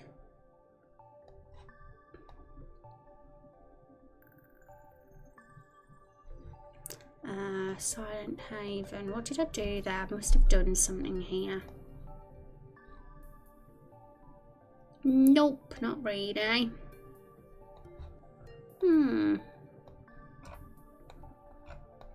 Problem solving is fun. It's parallel, so it should be working. I must honestly, the self switches must not be set right again.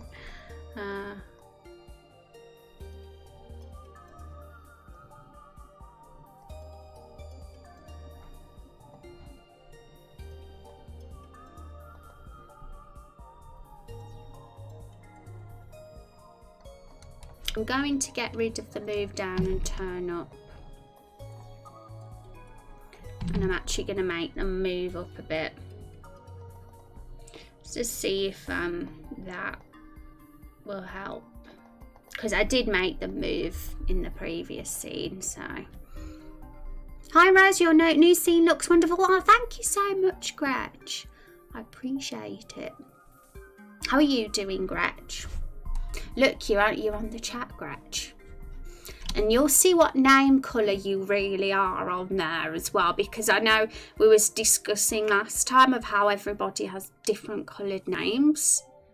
And I was like, oh, they're yellow. No, they're purple. But now you can actually see the colour of your name on chat. I really like the colour of Gretchen's name. It's like a really nice soft pink.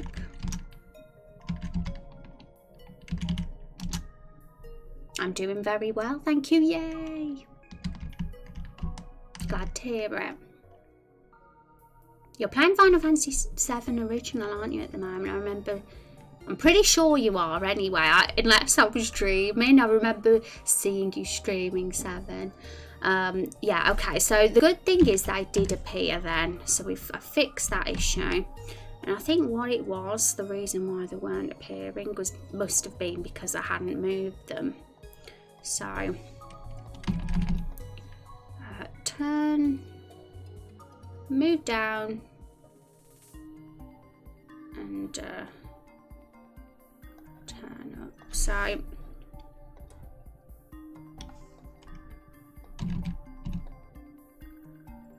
I always make them move down 1 because the reason for that is because before they appear, because they're actually 1 event above at the edge of the map. Right, so let's test that again. We're doing a lot of play testing today on this scene, guys, because we're making a scene now. We was working on our dialogue last week, and now we're actually going to be putting that scene together. So it's all the setup stuff at the moment, which can be the most time consuming bit, really, to get the characters in place. And then once you're actually doing the dialogue, it's going to be straightforward because we've already done it all, because we're awesome. The colour on Gretchen's name reminds me of Silly Putty, does it? What's Silly Putty? Is that like Play-Doh? Do you know what Play-Doh is, guys? I'm wondering if that's a British or if it is an American thing too. LOL, Rex, that's exactly what I was going for. How did you know?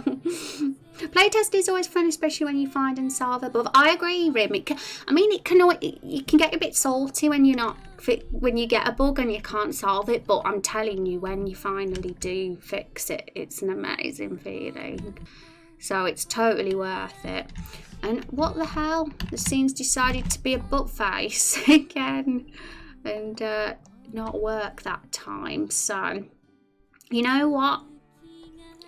Something's happening with this move down and turn up thing. That's what's causing that. We'll get rid of the turn up and we'll put a few extra move ups in.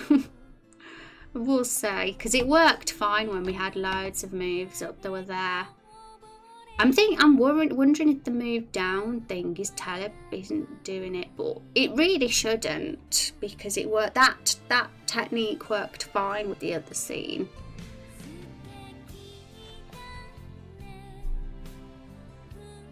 Play-Doh can also be found in America. Oh, can it? Hi, Nakuto. How are you doing today? Welcome.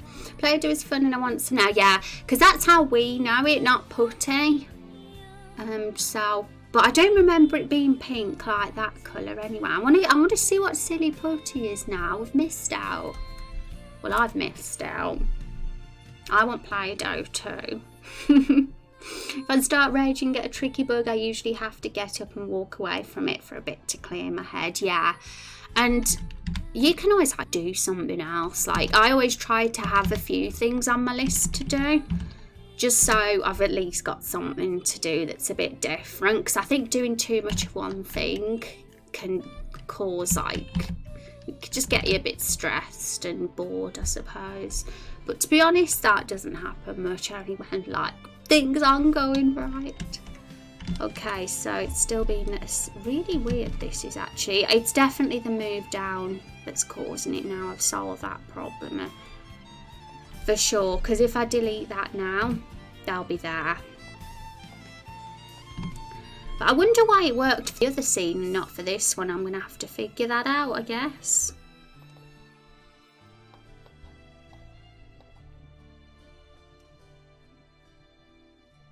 I'm hungry. I knew I'd be hungry though, because I started stream earlier. I start at 2 now, guys, instead of 3.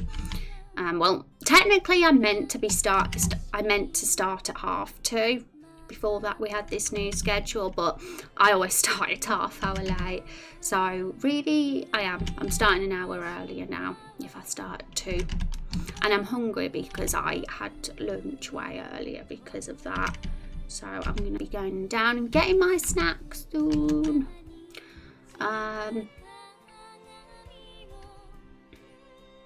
By the way, the game is looking great. Thank you very much, Nakuto.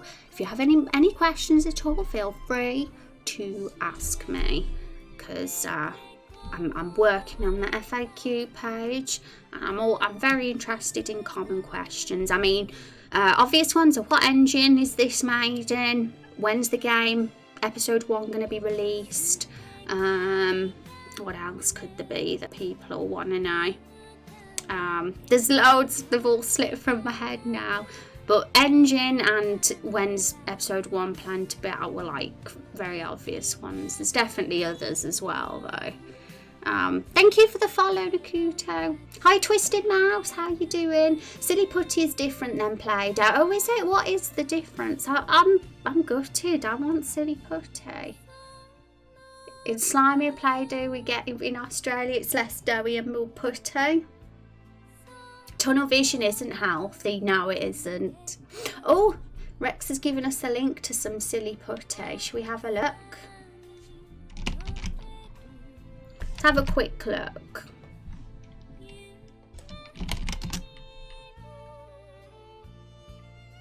Oh my goodness. You know what it looks like? Those alien things. Do you guys know the aliens? Or was that just something in the UK? When we talk about products and toys, I you know, it's always something I'm like, well, did you even have that for you folks in America? But that looks awesome. But the aliens, they traumatised me thinking back about them aliens, I have to say. He was thinking it came in an egg. Yeah, the aliens came in an egg as well, and that's what I was reminded of them. It never hardened. Oh, that sounds really cool, actually, that it didn't harden. I'd be addicted to playing with that, because it's made of 100% chemicals. Oh dear. Other basket there is, I've been waiting to see it. Yes, it's right there. It's under the tree. The fruits are in it, Twisted Mouse. They're there and ready to jump out. So we're basically working on that scene. We've got the painters, the canvas in the middle, and the fruits are under the tree. Nobody's going to suspect anything, are they? They'll just think, oh, a basket of fruits. And they'll pop up one by one. So I'm looking forward to actually doing those animations when they turn around, open their eyes and jump out and start speaking. And as soon as we've got the setup and everything's working, Carol and Rose are appearing as they should, then we'll be able to get going with that. And okay, so play test again. So at the moment I'm using this smoke as a teleport to get me straight into the scene, just for quickness. Okay, so they're walking and they're not stopping. At least we know they're there now. So we'll have to make sure they don't walk off the screen this time. But so I think the reason why they're walking and walking is because it's repeating itself. If we have a wait of like 300 frames or something, then we won't have that problem. I guess my main question would be, how much of an RPG Maker is custom language and how much is pure JavaScript? Oh yeah, see, I'm going to be bad at answering those sort of questions in my FAQ, because I'm like not very, when it comes to code, it's not my strong point, but I'm sure I'm going to learn more as I go along. But I honestly, like, it's JavaScript, isn't it, really? As far as I'm aware, it's mostly you have to work in JavaScript, but I might be wrong. I might be giving wrong information there. That's definitely my name colour though. It is. Remember Silly Puddy? My mum refused to bite me after I got it all over the bed sheets. Oh no. Is it really messy then? We're all made of chemicals. Doesn't mean the chemicals are harmful. Never did my research on Silly Putty though. I'm not sure what's in it. When I hear the word chemicals, I'm like, oh no. JavaScript can be a nightmare.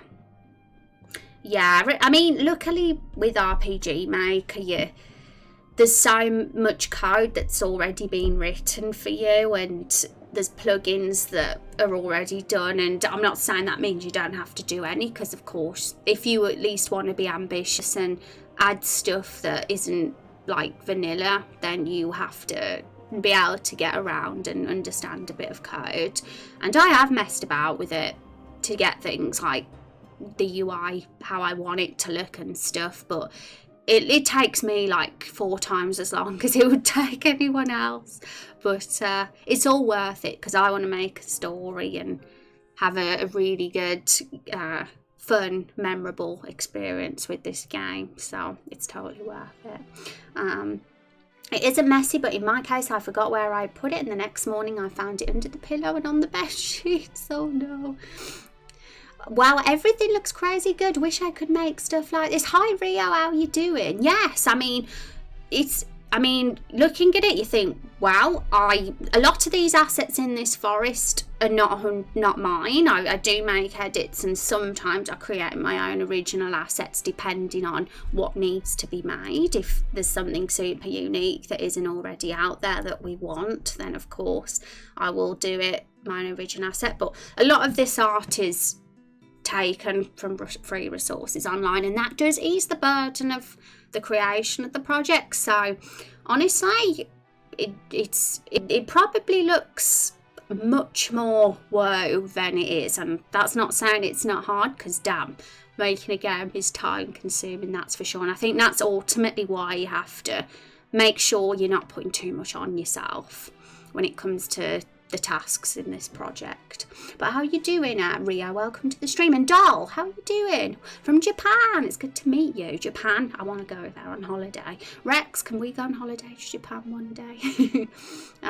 It used to be Ruby, now and it's all JavaScript that gets packaged, to my understanding. Yeah, I do remember that it used to be Ruby on some of the older RPG makers, because I had to mess around with some of those back in the day.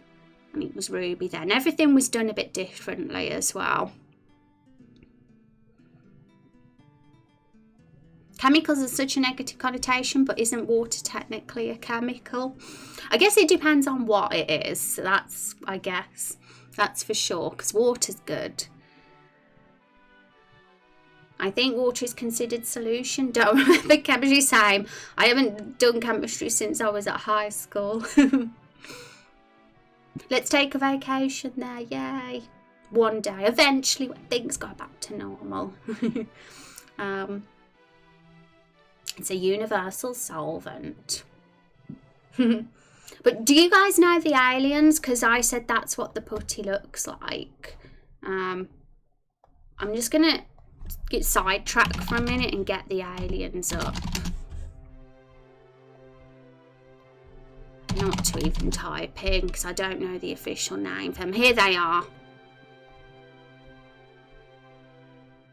See, they were in eggs as well, and that's why I was reminded of them. Guys, I hate them. They give me the creeps. I don't like them.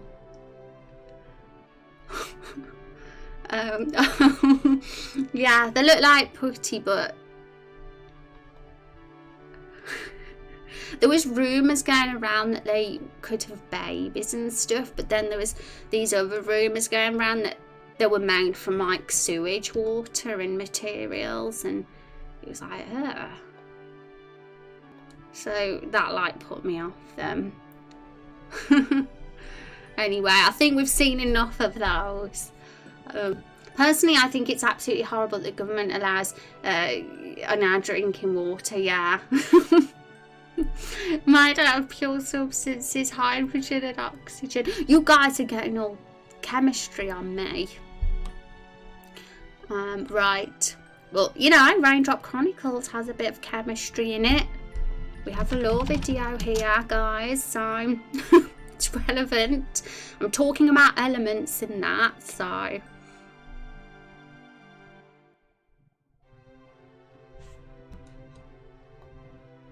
Okay, so what are we gonna do now? Let me remind myself. Okay, so I've put the weight thing. I'm just gonna have them move up a couple of times. Okay, so this was what was causing the weird crash. So we're gonna have to narrow down which out of all these little things were causing the crash. I think it might have been that. That's my gut feeling. So we'll get rid of that one for now.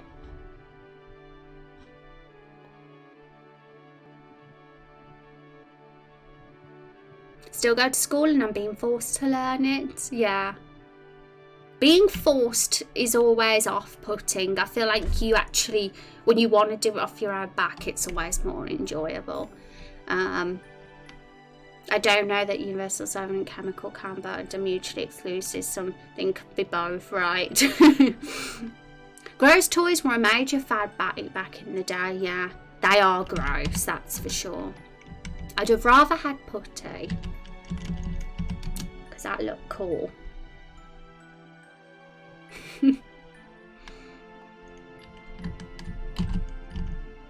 I need to go back to and learn chemistry if I'm going to understand all this. Okay, okay, so we haven't got the lag now, so it must have been that. And the reason why they keep walking forward every few seconds is because it's on a loop. But once we start up the dialogue, all that will stop. So things seem to be going fine. So let's revisit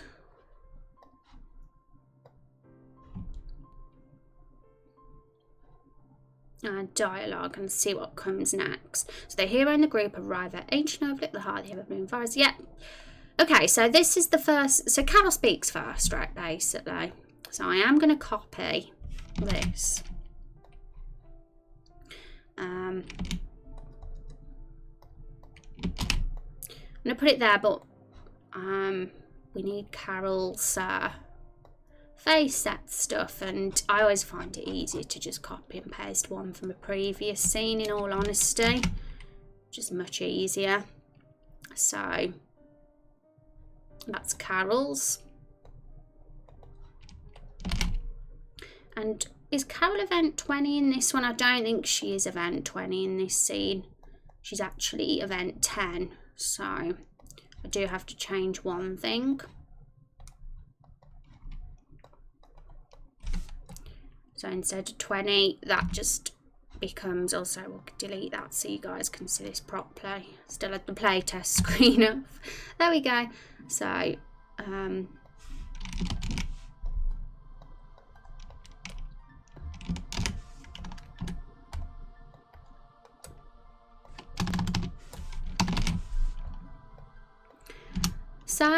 because Carol is like clearly shocked right now, she's just seen a painter's easel in the middle of the forest, and she knows that's going to be the solution to all her problems. If you are up on the story, what's happened so far, you'll understand why. If you're not, if you're new here, then everything will become clear when I release the next story so far video, folks. We do have one story so far video out so far, so if you do want to catch up, then feel free to watch that. It's a 2-minute long video, and I basically narrate what's happened in the game so far with like clips of the game while I talk about it. And we are very, very much due for the second part. The second story so far, because we've got a lot of plot to talk about, but this scene needs to be done before that. Right, so you guys are getting all chemistry nerdy. See, it's for chemistry because of that. That's the grade I got in it, yeah. It wasn't like my favourite subject either. I mean, I didn't hate it. Science is actually pretty interesting, but sometimes I find the way that the teacher isn't always that interesting. Used to be a whiz at physics and chemistry, but now it's knowledge for a random trivia and off chance I get stranded on a desert island, Castaway style. Well, as long as you have a ball and you call it Wilson. Its name is Wilson, isn't it? Look at you guys, you chemistry geeks. Well, as I always say, we're all geeks here, so, you know. We're all a bunch of nerds, but I'm not a nerd for chemistry, that's for sure. A nerd for games, a nerd for stories. Okay, so should we do another play test and see how this dialogue works? Because we want to see it's fine. When I do these scenes, I always like do constant play tests all the time with every single little update to the scene, just so I make sure there's no like random bug that's going to creep up on me. And it's always very satisfying to see it slowly come together. Okay, so wrong save file there.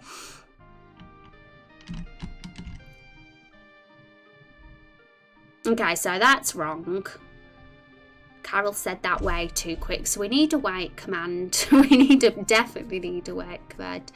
And as I was saying, she's shocked. She's seen the answer to all her prayers there in the middle of this forest. So we're going to have a jump a bit and, you know, a bit of a reaction from her and probably change the expression on her face as well.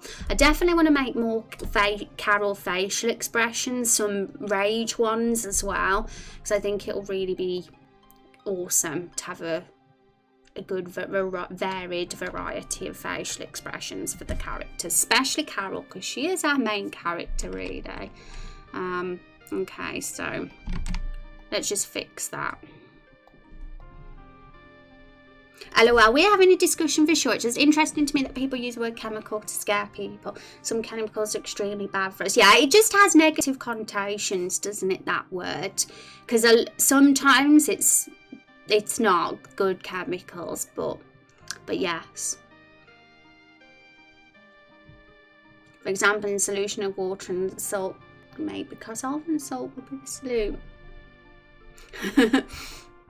Interesting debate, that's for sure. But you learn something. I've sort of learned something today anyway. That it's bull poopy. Bull poop is a good word.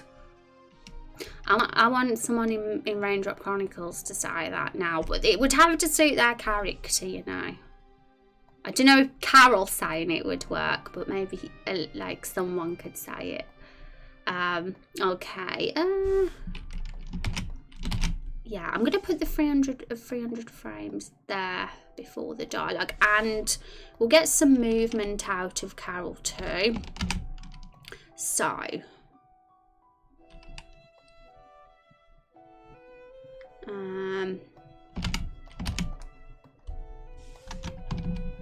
Jump. So it just a simple jump.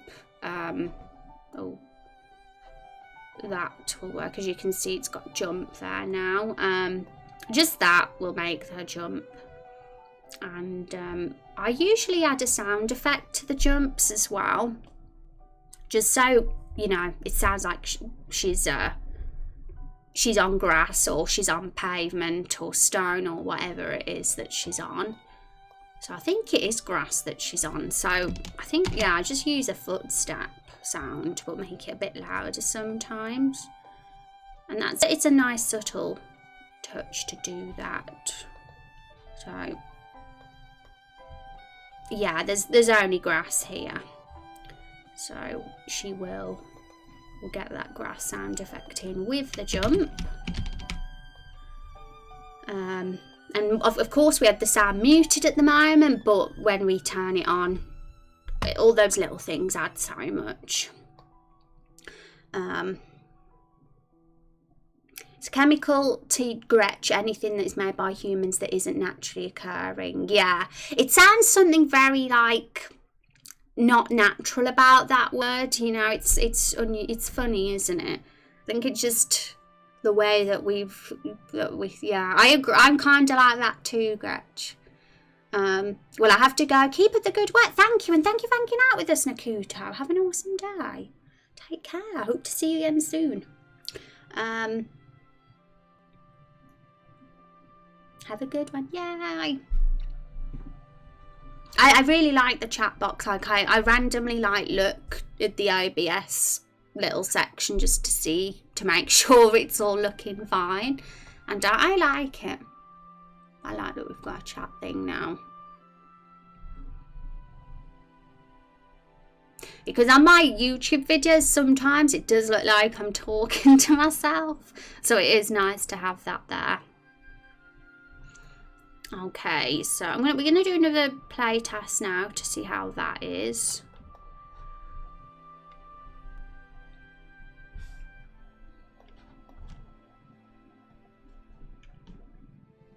And I honestly, I am finding it easier doing play tests on the same screen, because it's just a lot easier than having to keep switching screens to do them.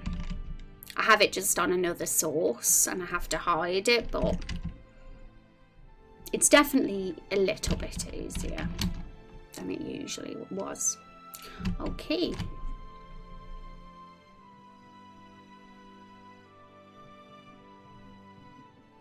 Okay, so the wait is definitely too long. That's for sure. The jump should be a bit more a lot more instant, really. So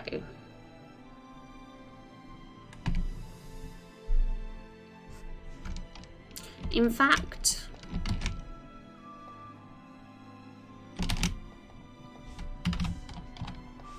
change it to that, and these can be merged in with Carol's previous movement.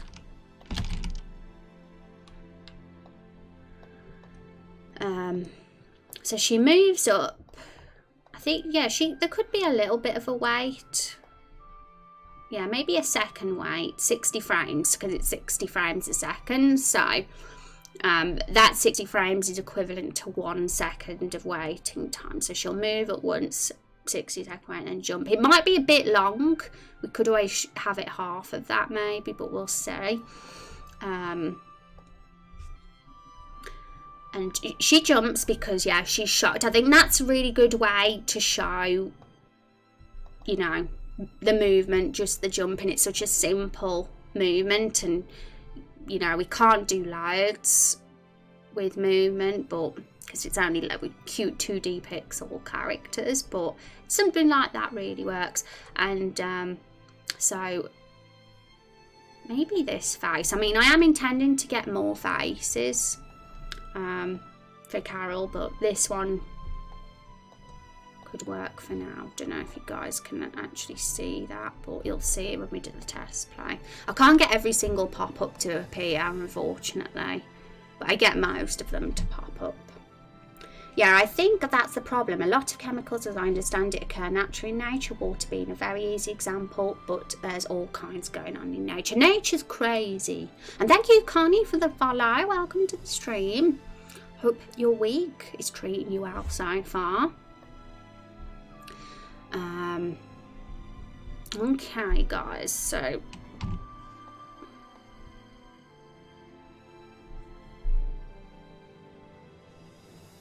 the next part in our dialogue is...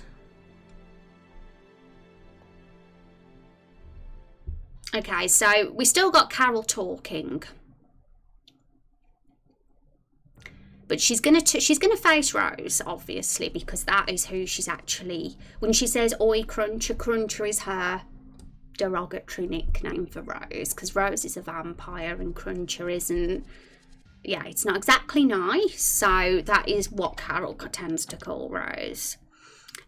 She says the word "oi" a lot too.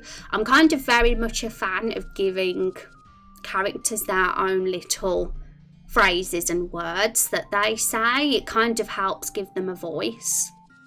And with Carol, it's definitely always lots of exclamation marks and yelling, basically.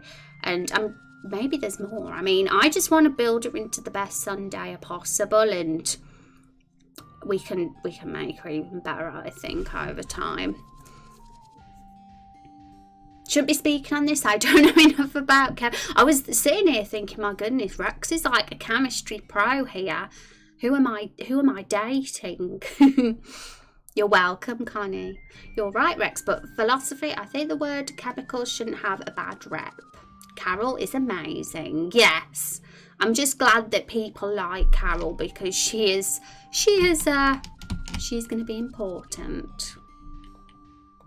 Because in Sunday characters, like, because I'm not like the most knowledgeable person in the world when it comes to anime tropes. I'm sure there's people who are way more than me.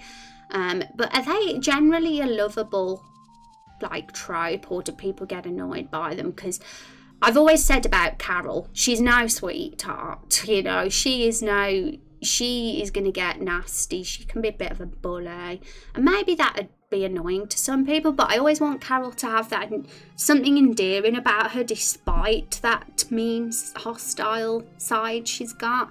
So I want to avoid her being in the annoying territory at all times. As long as she remains interesting and entertaining, that's the main thing, even if she's not always nice. And thank you, Dio, for the follow. Welcome to the stream. Hope you're having a good day. What is this flowchart software? This is Draw.io, but I think it has been renamed to diagrams.net. But I'm pretty sure the Draw.io link still works, so feel free to check it out. It's pretty neat. I do like it for doing dialogue in our game because, well, at least the planning of our dialogue anyway, because we have quite a few branching paths, and we can't just use a text-only program for our dialogue because of that. So this is very handy. So I'm gonna just turn that off a sec. But that's basically just, I'd like to show you guys what the next dialogue box we're going to be working on is, the next action. So sometimes I'll bring it up while we're working on the scene. Hi Bay, how you doing? Welcome. Babylon, that's a really good pun name, that is. I like it. How are you doing? My favourite cutscene has to be the entire ending of Final Fantasy IX, from the death of the final boss to the end. It was heartwarming, heart-crushing, funny, and did a gorgeous job of showing not just the resolution but also the epilogue for every character. That's a really good one, and I am a big nerd for those golden era Final Fantasy games, so I'm definitely in agreement there. I think Final Fantasy X has my personal favourite ending, but I've got a big soft spot for 9 as well. So good one. That's a really good one, guys, and feel free to answer the question as well. And I'm intrigued to know what people's favourite cutscene is and why, because we're working on cutscene at the moment, and it's always just interesting to find out why people like certain cutscenes and why they were special to them, because I can learn a lot from that. So thank you for answering the question, Bay. Okay. So we'll get dialogue box copied. And she's gonna turn left. I believe Rose is to the left of Carol. So yeah.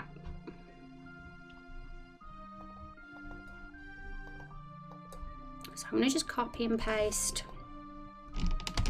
that, and I really find it so much better having to just copy and paste it rather than write the dialogue directly in RPG Maker.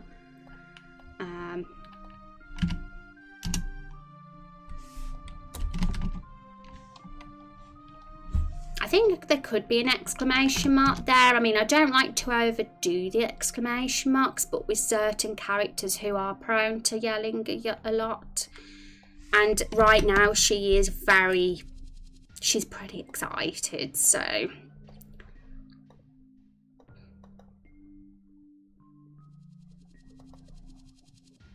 Okay. She could even jump again.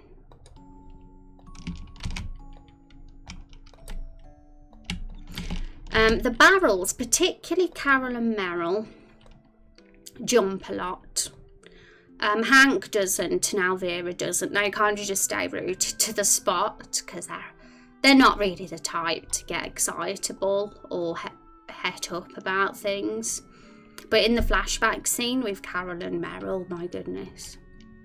Me and my partner just started The Last of Us, and man, that first cutscene is intense. Oh, awesome. I've not played The Last of Us. My sister was playing it recently though. Yeah, it's always been on my list. I think I've always felt like I needed a break from zombie games because the Walking Dead game really knocked me about. So I was like, no more zombie games.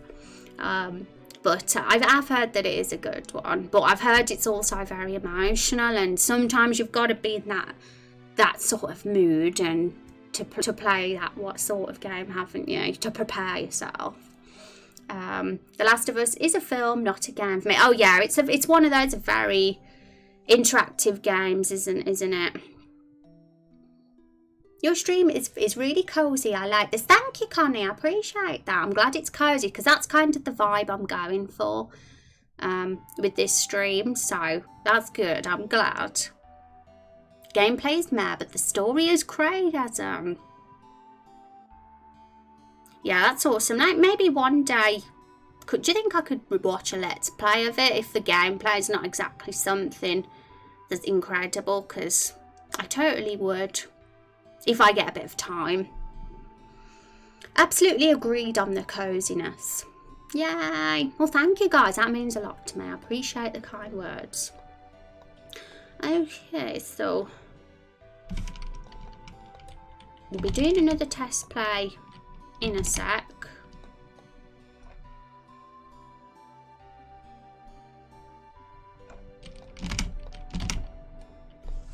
Maybe that's overdoing it with the jumps, but we'll see. Maybe not though. She's going to be going pretty crazy right now. And I might add a bit more detail in that movement at some point, but I think that might do for now.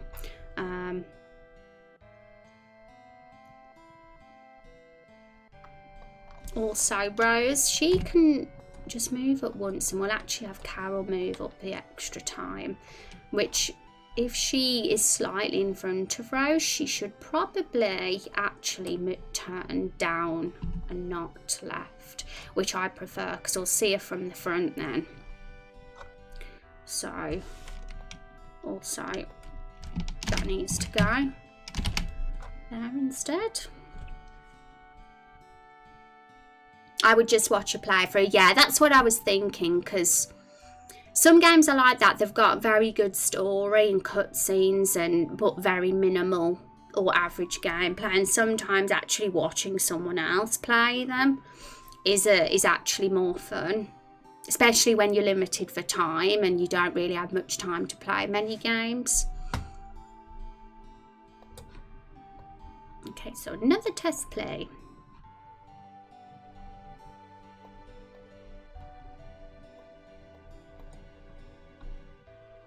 I'm going to get myself some almond milk soon because I'm peckish and it always fills me up. I don't like to eat too much before my dinner because I have it straight after stream. And I don't like to eat and chomp on stream either. So milk is easy to eat or drink. Okay, so something weird happened there. Carol's dialogue box is too low as well, so that needs fixing.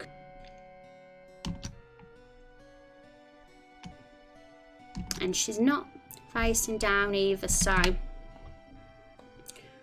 always with scene making you get these little glitchy things that you have to fix sometimes.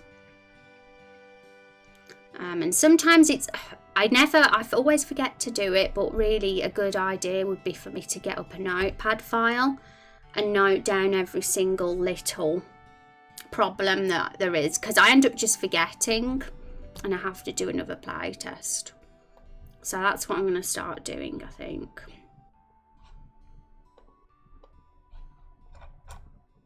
Something weird happened there. I'm just trying to figure out what it is.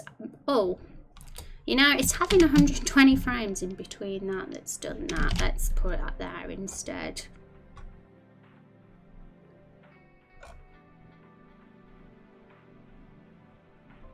And Carol's dialogue box was the other side. I do remember that bit.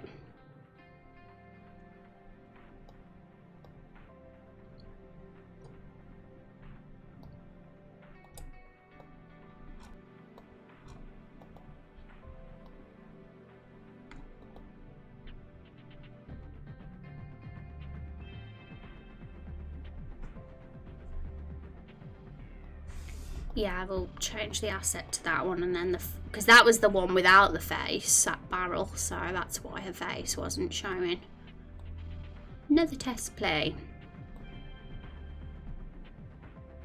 Trying to think of the best cutscenes that aren't in Final Fantasy games. Yes, there's a reason why Final Fantasy is my favourite franchise, because they always seem to really excel on that kind of thing.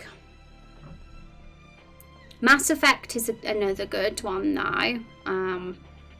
They have some really memorable moments. Obviously The Witcher as well. Red Dead Redemption, the first one. I've not actually played the second, but the first Red Dead Redemption had the ending. And there's definitely other games. I'm trying to think myself now. But it's always RPGs, like, for me. But Metal Gear as well. I only really experienced the first one. I never played it, but I watched my dad play it when I was little, and it was really good. Even I was really young, and I don't think I'd have been able to play it myself because I was too young to understand the mechanics. But I watched it and I was kind of gripped. But that was the only Metal Gear I really experienced, that first one.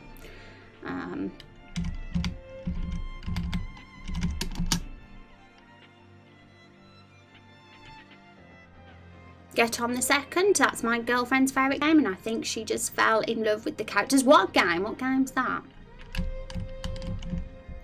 But it's always good when you fall in love with a game. Okay, so that is better. We've definitely not got as many glitches this time. I don't know if the movement is ideal yet. We at the start, but it's definitely improvement. And yes, guys, the playtest screen is smaller than how it will obviously be, because this is a 1020p stream, and now we've got the new overlay. We're kind of just squishing the playtest into an even smaller slot. And the actual game itself is a 1080. You can play it in full 1080p. So you will get to see it better when it's actually being played. But sometimes it's just really helpful to do these super quick test plays without me needing to change my screen to a bigger one with our new overlay.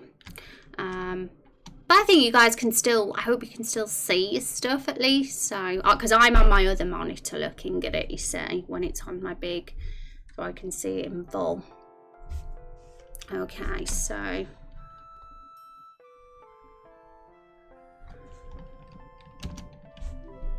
Okay, so now we can move on to the next bit because that is working okay. Nungi, thank you for the follow. Welcome to the stream. And hi, Hinel. Game is looking great. Cheers, Rose. It needs some explosions, though.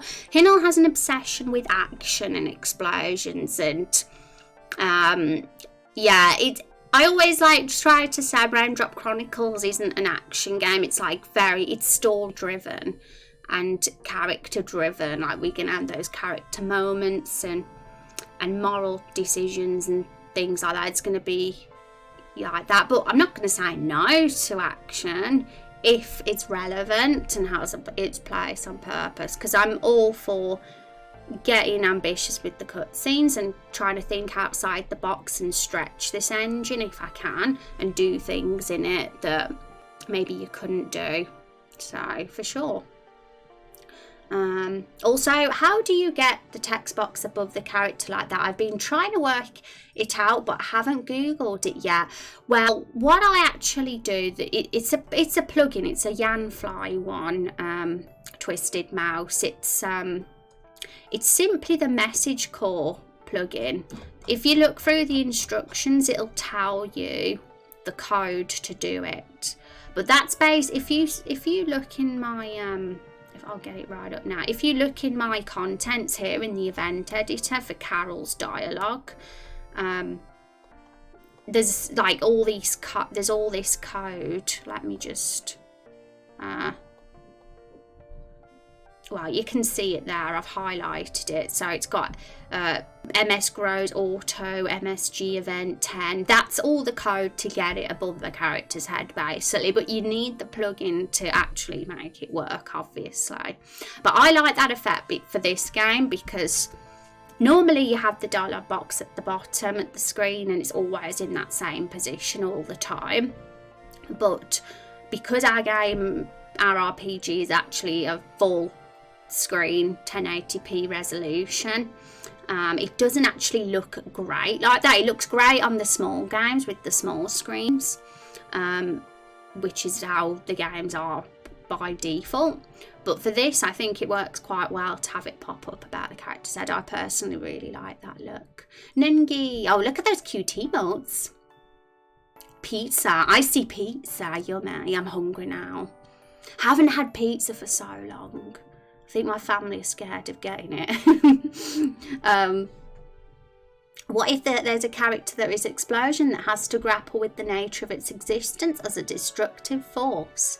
There is an explosion that's interesting. And yes, it is RPG Maker, Nungi. I've got a command actually. Anything's possible in Raindrop Chronicles, Nungi, when it comes to what can happen in the story. That's for sure.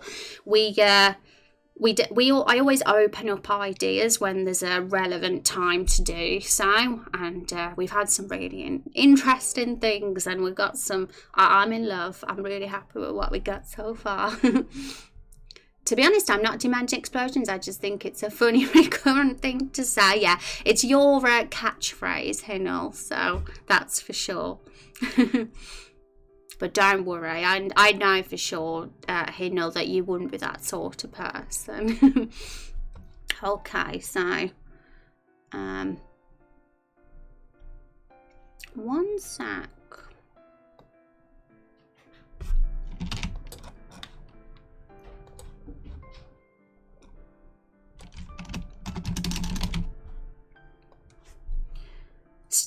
Funnily enough, I actually copied and pasted what you said, Nungi, about the explosion idea, because I like to collect ideas just in case, you never know.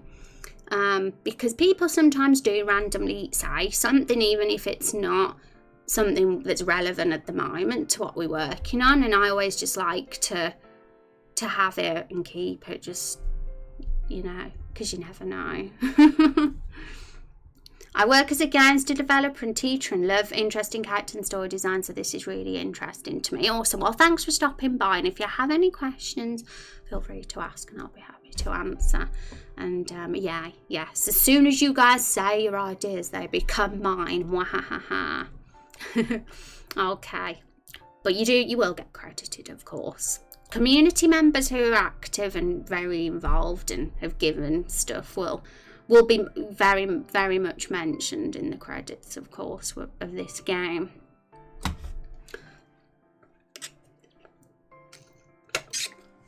Okay. So the next bit, we've done that dialogue. So the next bit, if we have a look at our flows, Rose looks surprised and walks up to the easel and starts painting with her own blood. Okay, guys. So Rose, our lovely character here, she is me. She is a character I inserted into the game. She's obviously not exactly like me. For a start, she can't speak. she's actually a mute. She's a vampire as well, but she's a mute. So everything Rose does is you know, through expression and actions, because she cannot actually communicate by speech. So I think that's a very interesting character personally, and I like it. She's quite heavily involved in the main plot right now because of events that she's witnessed, that Carol needs to know, that's important to her. But because she can't speak, she can't say what she knows. So this is why this painter's easel is so important right now, because Rose can paint a picture. She can't speak, but she can paint. She can paint a picture of what she knows. So it is the answer to all the problems, except we don't always get what we want, because we are going to get interrupted by the first boss of the game, and they're going to stop us painting. But if we kill them, then we might be able to carry on. Okay, so Rose is going to look surprised, and she's going to walk up to the patties and start painting. So this is like a challenge now, because I would love to actually show her painting, you know, like get a bit ambitious with this scene and actually show that. But obviously we can't do much with movement, but we can totally edit the canvas and at least show that there's a painting that's being done. So we can start that. But we said that she looks surprised, so I want to at least get an expression in there first of Rose's. So what I am going to do, we're going to get her dialogue box in now.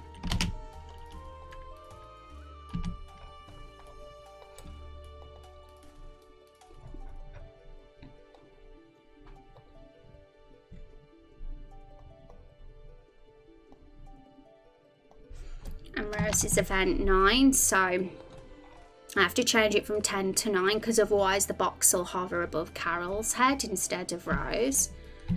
And because Rose doesn't speak, she literally either has ellipses as her dialogue, or hisses, or does some sort of inaudible animal kind of sound as her dialogue. But sometimes she just has facial expressions. I even change her sprite to give expressions to her. But for this particular part, she's actually facing, you can only see the back of her head, so it probably wouldn't work right now to give her a facial expression. But we can at least show her avatar with a sort of dot and a shocked face or something like that. It could work. So she's going to do that, and she's 1, 2, 3. I think 3 steps forward should take her to in front of the canvas. So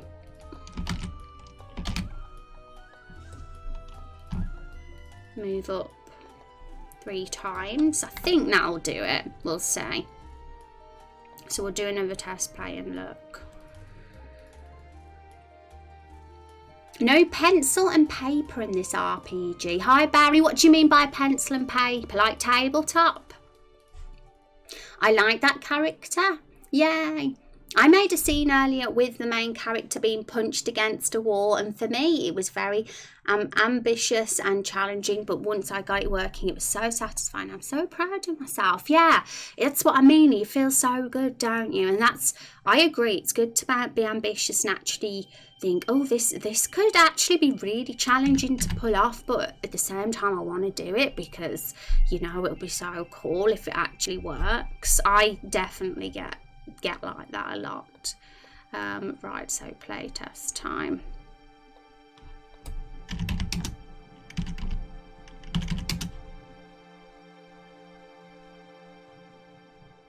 Oh, was referring to why doesn't she just write down what happened instead of using a painting? Yes.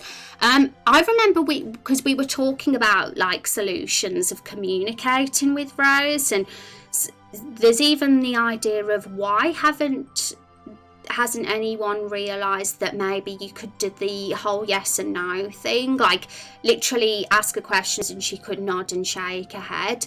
And I think we had a reason for why that wouldn't be believable at this point, and it's probably because Rose, she's only met Carol and the hero so far. That's all the party is right now, and none of those characters are wise enough to probably click on to that idea. And so that's kind of a reason for why maybe, but there might be a party member that could say, actually, we could do this with Rose, the whole ask questions and nod your head thing, or even like you say, paper, but they don't have paper on them at the moment, or a pencil, just as they don't have a painter. And you know, she just sees that painter's easel and she's like, okay, that's perfect. Because Carol's not really someone that would use her brain and think, oh, how can we solve this problem? She's not really a problem solver. She's more of a sensory person. What she sees, she'll react to it. And like sort of very in the moment rather than a thinker. And so that is why that works. And it might seem random that there's an easel there, but it all works out. Because at the end of the day, let's get our thingy majig up.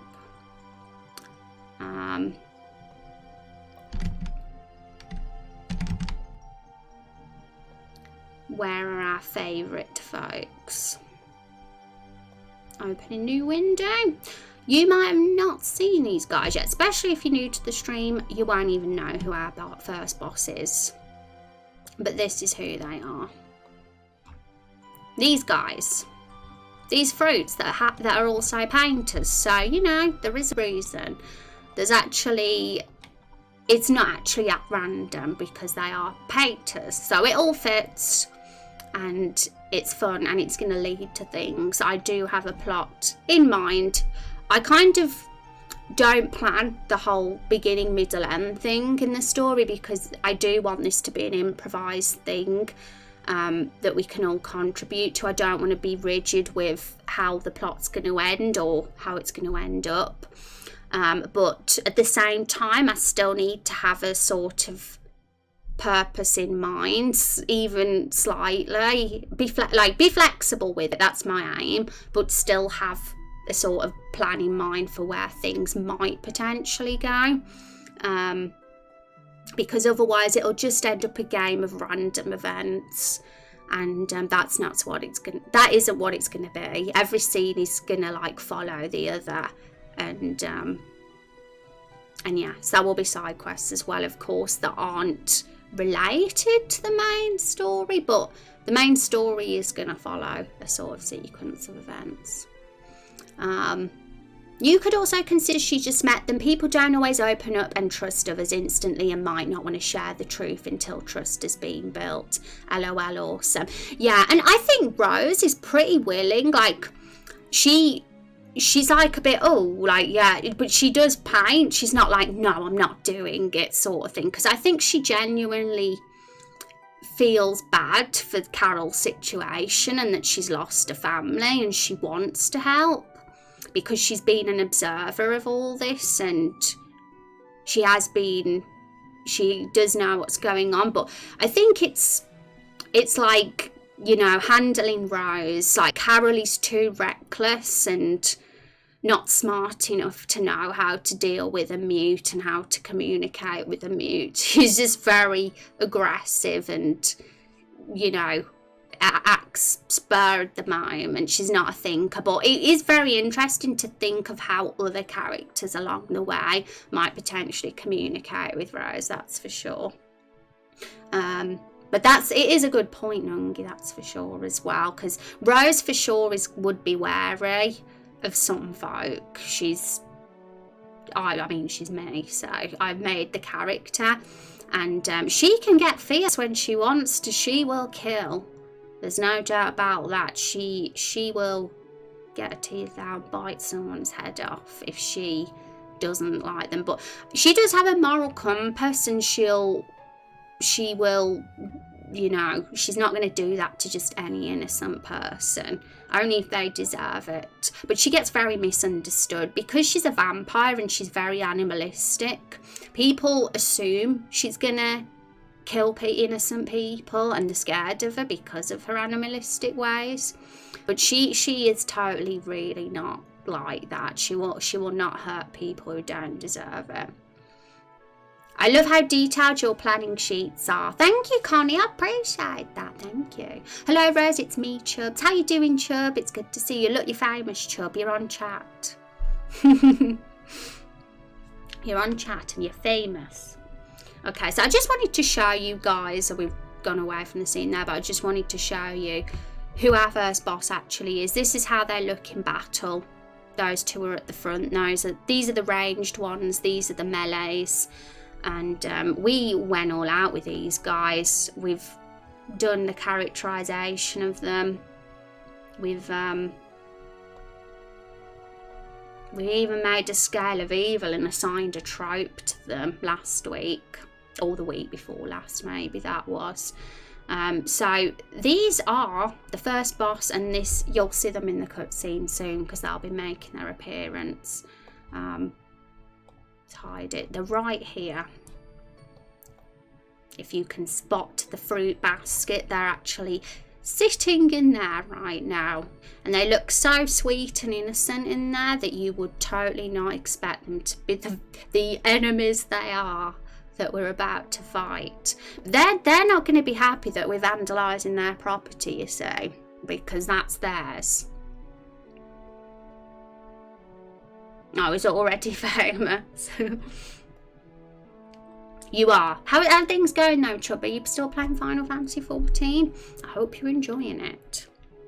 Okay, so we are going to do a play test again because we did add a bit more. And I think we did. Yes, it's already open.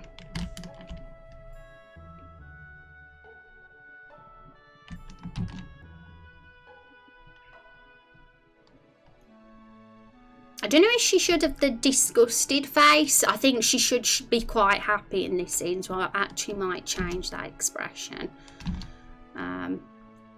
Okay, so Rose has moved to the painting, so now would be a good opportunity to get ambitious with that part. And we could literally, if we wanted to do this the quick way, let's cross this off now. We could literally just skip to the fruits, interrupting them right now. And being like, back off. Tomato's the first one that pops up and says that. But we could easily show her starting to paint it, because that could add a bit of intensity, a bit of tension. Being like, oh, what's she going to paint? So like maybe actually showing a bit of the start of that. You know, get us excited, and then like before she can get into it and actually show what it is she's gonna paint, that's when they get interrupted, and you know, and it's like, oh no, sort of thing. Oh my god, a talking barrel. Yes, we have talking barrels in our game. Can you see up there? I'm pointing in the right direction where it's got the website address. We've got these little characters. They're actually the containers of our game. So I have to get it up because it's been mentioned, and there's new people here and you've got to see it. So where are they? Here they are. You can see them in full here, but you can also see them in full if you go on the website, so there's that option too. I thought Stream Avatars was part of the game. Carol the Barrel. Yep, Chub Cheek's got all the emotes as well. So far, there's going to be more. I love to do Alvira, Hank and Oliver as well. But I made sure that Chub had the Woody emote because that's the one he's unlocked. So, and I know Woody's Chub's favourite character. I love it, yay. Yay. I know, it's so cool. I mean, look at him. I mean, Woody's wet there. He's not actually wet at this point in the game just yet, but he will be. And look at that chin. It's perfect for him. It was a dream for that water to be shaped that way. It gave him the best looking chin he could have possibly imagined. So I'm quite proud of Woody's character design, because it just adds to his character. He's the cheeky, chappy charmer, sort of deluded guy who thinks he's a hunk, but actually is a bit of a fool. He's kind of that sort of guy. But he's definitely the comic relief. Chub thinks that Woody's handsome though, don't you, Chub? Woody is made of cardboard. Is he secretly envious of the barrels? He is. That's why he's called Woody, because he wants to be made out of wood. He feels inferior and he wants to be that, you know, he wants to be sexy, and he feels like, well, you know, I've got to be wood to be sexy. I never noticed. That's amazing. Thank you, Twisty Mouse. Yes, it is quite subtle. And because Woody at the moment in the game and on the website, he isn't wet. He's just a dry cardboard box at present in the game. But events are going to unfold that get him wet. And that's what it'll look like then. So yeah, there are a few things like that, for example, that are already going to be happening in the game. But I do still like to keep it flexible and open-ended too, for obvious reasons, so that you guys can, you never know, you could come up with some like ridiculously cool things that I can't say no to. Okay, so we'll say bye to those guys for now, and we'll go back to our scene. But yeah, the stream avatars are characters in the game, like me, I'm there. If I speak right now, the name will come above my head, I think. Yes. So Rose Rainblood. Anybody that's in chat, basically, who's hung out in chat today, their character will be there. As long as you are a character in the game already, you have to obviously fill in a form. And you have to also have 500 raindrops as well. You can't, we have to keep some sort of control, otherwise we'd have too many characters. So for that reason, it's currently 500 raindrops to be a character in the stream. So you can find that by doing that. Oops, I did a typo. Yeah, so once you've got your 500 raindrops, you are allowed to fill in a character form at that point, and then I'll make a character sheet with your character sprite, and they'll get put into stream avatars as well. And then every time you're in stream, you get to be walking along the side as well. I thought they were looking up at the painting on the wall. Yeah, before it was even more confusing because I've only just changed the stream overlay recently. Like this is the first stream actually. Before they were just loose, walking at the bottom of the screen. There wasn't even a wall there. There wasn't even a compartment to separate them. So it literally did look like there was walking on in the game at that point. But I think the compartment helps somewhat because it keeps it separate from what's going on in the screen, in the actual game screen, unlike before. Okay, so. But yeah, Chub Cheeks and Rex's character aren't in the game just yet. So there's a lot of characters that have been made that are actually planned for the future and future episodes. Because I don't want to get them all in too fast, you know, it's a slow, gradual process. But I think both of those characters could make appearances in episode 1. And certainly Chub Cheeks, because some of his plot is very relevant to what's about to happen. But I feel like Rex's could as well, or because stuff that's going to be happening in this little zone is very much focused on reptile, like racism and stuff like that. So there's definitely a place for that. I love this overlay, by the way, Rose. Thank you, Chub. I appreciate that. Yeah, I've been thinking about it for some time. I knew that I wanted chat to be permanently on the screen, mainly for the reason that I upload all these VODs to YouTube, and I want people to be able to see who I'm talking to and responding to, otherwise it just looks like I'm talking to myself. So for that reason, yes, and I kind of just wanted to put the stream avatars into a compartment so that they weren't loose on the screen as well. And also the banner thing at the top, I'm thinking of having sliding banners probably to show off different things related to the game over time, and commands and social media links and all that kind of thing. So yay. Yeah, it's good to have that definition and boundary. It looks good. Yay. I'm the hero of the land. Oh no, I gotta be nice and say nice things because there will be a permanent record. That is very true. Now that we've got a chat on the screen, you gotta be good, and because the evidence is there and it'll forever be there, because the VODs, once they're on YouTube, they're there forever. That even in 2050, the VODs will still be on YouTube. And what you said will always be remembered forever and ever. So any trolls that come in, it's not so much you guys, because you guys are great, super lovely, but any trolls, you know, they don't know what they're dealing with here. Their words will be forever marked in all of history. Okay, so right, we're going to get ambitious with this painting, guys. My goodness me, this is the time to begin. But I am thinking of, at least, I really did want to start the fruits jumping out today. So although I do want to do the painting, I want to perhaps just skip that bit for now. We can go back to it on Wednesday for the next stream. But I really want to get tomato jumping out of this basket. I want to see how it looks when we do that. So, because I think that'll be super cool to see, and I want to see how it works as well. So my plan is, so let's just cross this off a sec and also turn that off. So Photoshop. So here's the basket. All we really need to do is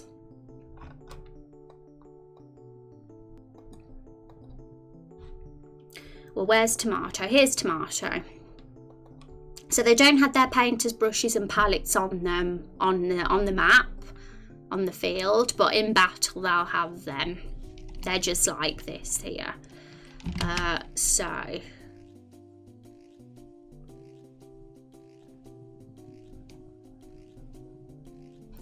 what we can do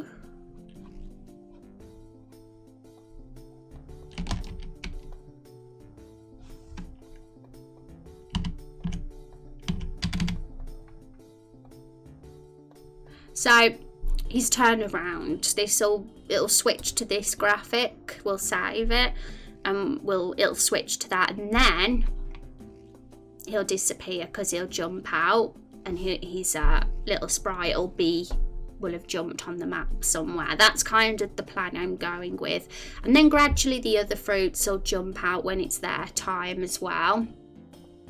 So it's tomato first. For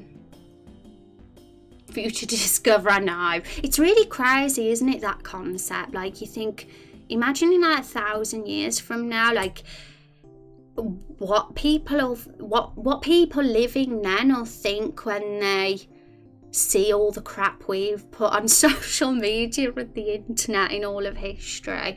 Because that's a good thing about the internet, like, it will never be gone.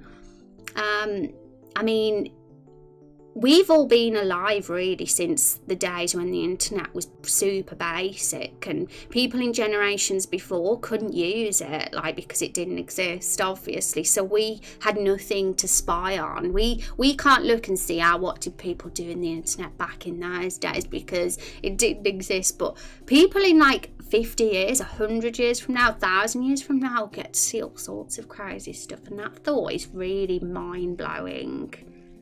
It really is. Thank you, Eld, for the follow. Welcome to the stream. How are you doing? Are you going to edit out bannable phrases from the VOD if they ever happen? I probably won't, Chub. It's always difficult because you can't control the trolls that come in and what they say. But But I tend to give as good as I get. Like when a troll comes in here, I tend to always end up like telling them, I'm like, you're an asshole. Like, so I don't like tend to hold back. Sometimes in some cases I just ban them and say nothing if it's just really something unworthy of responding to. I've done that plenty, but I think the reason why I wouldn't filter it out or blur it out is just because it'd be time consuming to edit the videos, in all honesty. And I don't, at the same time, why hide? I've done nothing wrong. It's them. They should, that's why I say that they can be ashamed of themselves, because it'll forever be there in all of history. So they'll be the ones with regrets for having said it. If they are at the easel, wouldn't it make more sense for him to look right towards them? Ooh, that's true, Chub. Good point. That's actually quite clever, and I didn't even consider that myself. Chub, you should be a director. you even know more than me. Okay, so it's a good point now, because they aren't. The basket's much further down on the scene and the easel's further up. If the basket was further up, then yeah, him looking down would be totally fine. But I think, yeah, in regards to this, we'd want this direction, because we want to show his face, of course. If we don't, I want to show he's alive. Maybe we could even do it that he faces the front and then turns to the right and then jumps out. If we wanted to add extra frames and be ambitious, we could do that. I kind of want to show off his face as much as possible, I guess. Sadly, a lot of data is already lost from the internet, hence things like Internet Archive trying to save everything they can to get their hands on. Yeah, it's just interesting, like what will they find on us, like all these humans from the future. Maybe it'll all be wiped and gone, Who knows? Rose, at some point in time there will be a huge solar flare that will wipe out all the hard drive, just as I said that, I'm reading Chubb saying it, and reset the stored internet and fry most microchips on Earth. Yes, and it's all about finding it before that happens. They will find a lot of porn, unfortunately, but there's so much stuff that, there's all this cool stuff like Raindrop Chronicles that they couldn't find. Elsie Carol the Barrel and tomatoes. You ever heard of the Carrington event? It's familiar. I'll research it, Chubb. But I don't know much about it.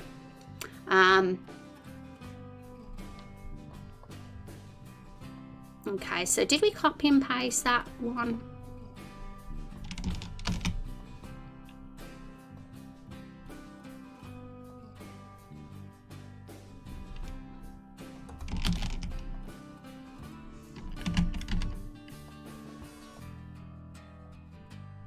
So this is how he looked before, and then he turns right like that. But yeah, I think it totally makes sense to just have the facing right one. I was kind of wanting to show off his cute, adorable Levi face, but I think we'll have every opportunity to do that in the cutscene anyway. So there we go. Is that all aligned? I'm going to make sure. Yeah. So we will be needing quite a few of these, actually, when I think about it, because we're going to probably have dozens. Some with tomato in, some with, like, each of the fruits, like the next one will be jumping out will be lemon, so there'll be lemon showing his face and then being missing. So we'll definitely have quite a few of these. We might need to make more room in the tile sets for them. So here we are.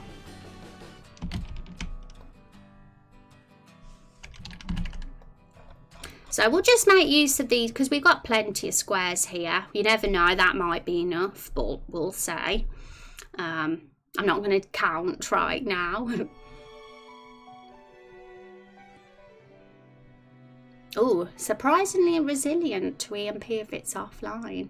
If it was solar flare that happened mid 1800s and the biggest thing it did was destroy the telegram network, anything plugged in is balked though. If it happened today, it would wipe out the internet for a few days and all electrical devices and telephones. A lot of these devices might set on fire. Scary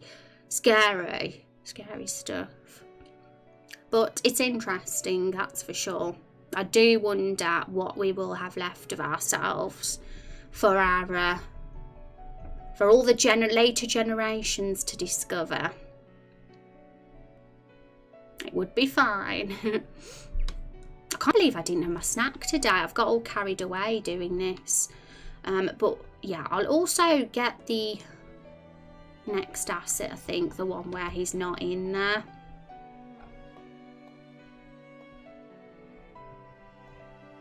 So that's him jumped out. And we can see Blueberry's birthday hat at this point, which I was very like, I want to hide that. But now it doesn't matter because we'll be paying attention to Tomato anyway. But most of all, I didn't want Blueberry's hat on show before we knew that the fruits were alive. I kind of wanted them to look like a normal fruit basket. But yeah, it is Blueberry can't be buried under too many of the fruits because he has to jump out pretty early. But none of them are that buried, to be honest. Anyway, so let's merge that and get this one in. Oh no, we don't want the white background.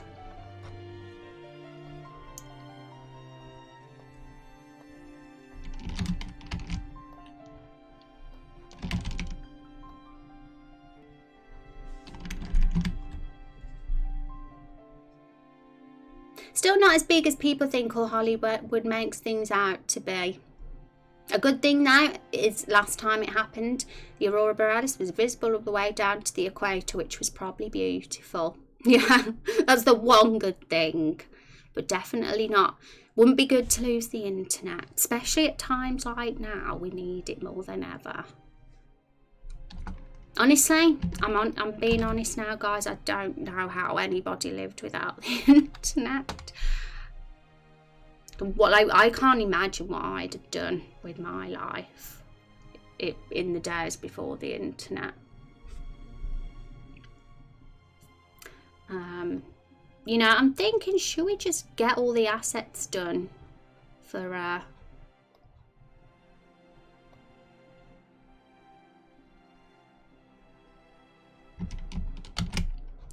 basket? If I get that done first, maybe it'll be a good job done.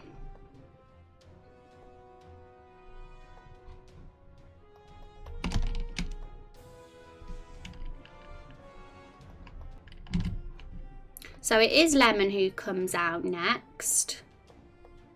And we need to make sure that he's not. There we go. There we go. So he'll show his face and then he'll jump out. So we'll get. Yeah, I think it'd be easier to just do all these assets and then put them all in the scene. Because it can be a bit disruptive when you're doing asset, then a bit of scene, then asset, then scene, then asset, then scene. So we'll do it all in one go. Bonus would be the sky actually being dark at the time, as far as it makes the auroras go crazy. I can imagine before the internet we read a lot of books. Yeah, that's probably what I do more of actually. I don't read enough books these days, which is a shame because I would love to, but I find that because we have so much else of forms of entertainment, you know, it's hard to put time aside for books. But I've got loads to still read on my shelf. I watched a documentary about the sun on Disney Plus, so all this info is in my mind. Sounds really fascinating. I love watching documentaries. It's really relaxing to do that. Oh, fantastic stuff. Hi, welcome back, Aku. How are you doing? Hope you've had a good weekend. The biggest change for me with the internet has to be research. I can look up and learn anything I can think of now without having to try and find the right books and hope the library having them. Oh yeah, imagine the days when you just had to go to the library and you were searching for that exact thing you wanted. My goodness me, that would have been so time consuming. I'm very grateful for the internet.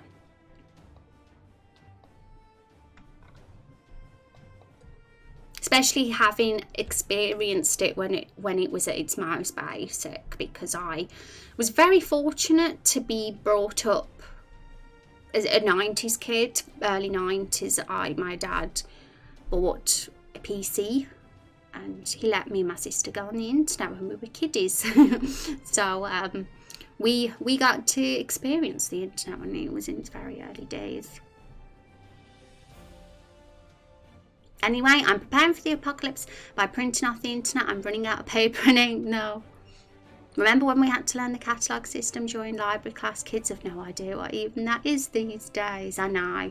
The story's so different. Like, kids, like, well, when I left high school, I'm pretty sure computing became a subject to learn at school. And that was never an option for me when I was at high school. It was just IT. It's like, no, not IT, computing. You know, there's such a big difference.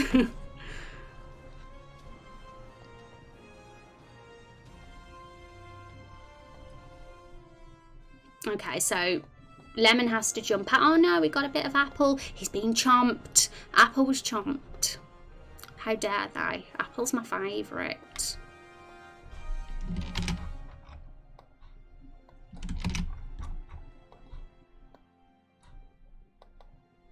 Hi. Where is it? I'm gonna have to put him back because I think I accidentally deleted that.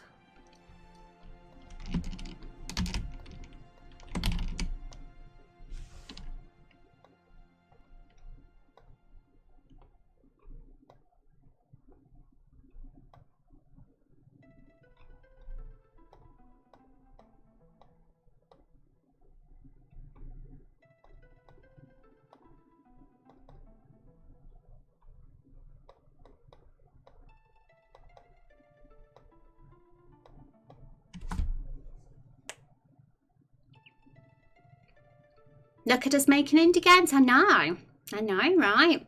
We're awesome.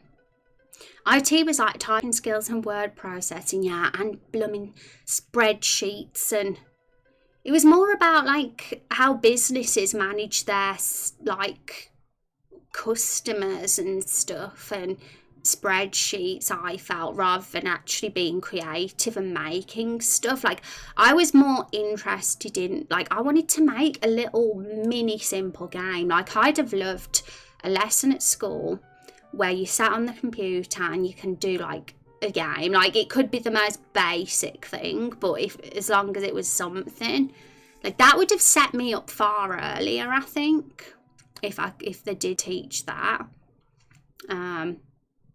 Because it wasn't until much later until I actually started learning that, like way after I left school and college and stuff, like self-taught, you know.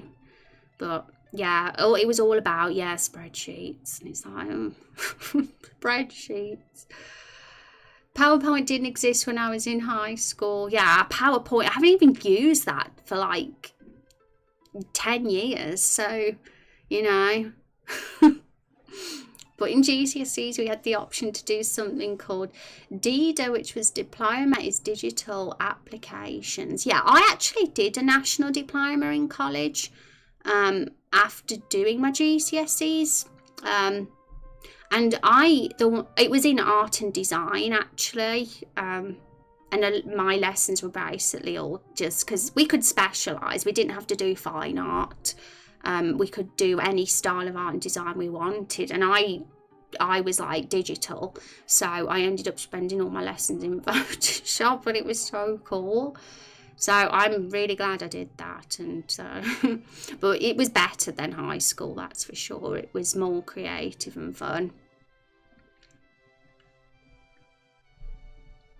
It was all MS Publisher and Word Art. Word Art, remember? Oh my goodness. Those were the days. And we got to make websites. Yeah. Writing cover letters and business letters. I did a diploma in forensic science at college. Oh, did you? That sounds cool. Most of the IT stuff was much more low level. One of the best programs for learning was called Logo. It was a paint program where you were writing directions to tell Little Turtle how to move and draw pictures. That sounds interesting. Better than our IT lessons anyway. Because there's a turtle in it and that sounds cute. I mean, so things might be a bit different. Oh, really? An Australian? I assume you mean Australian, not Austria, though. I'm like wondering now, because it could be either.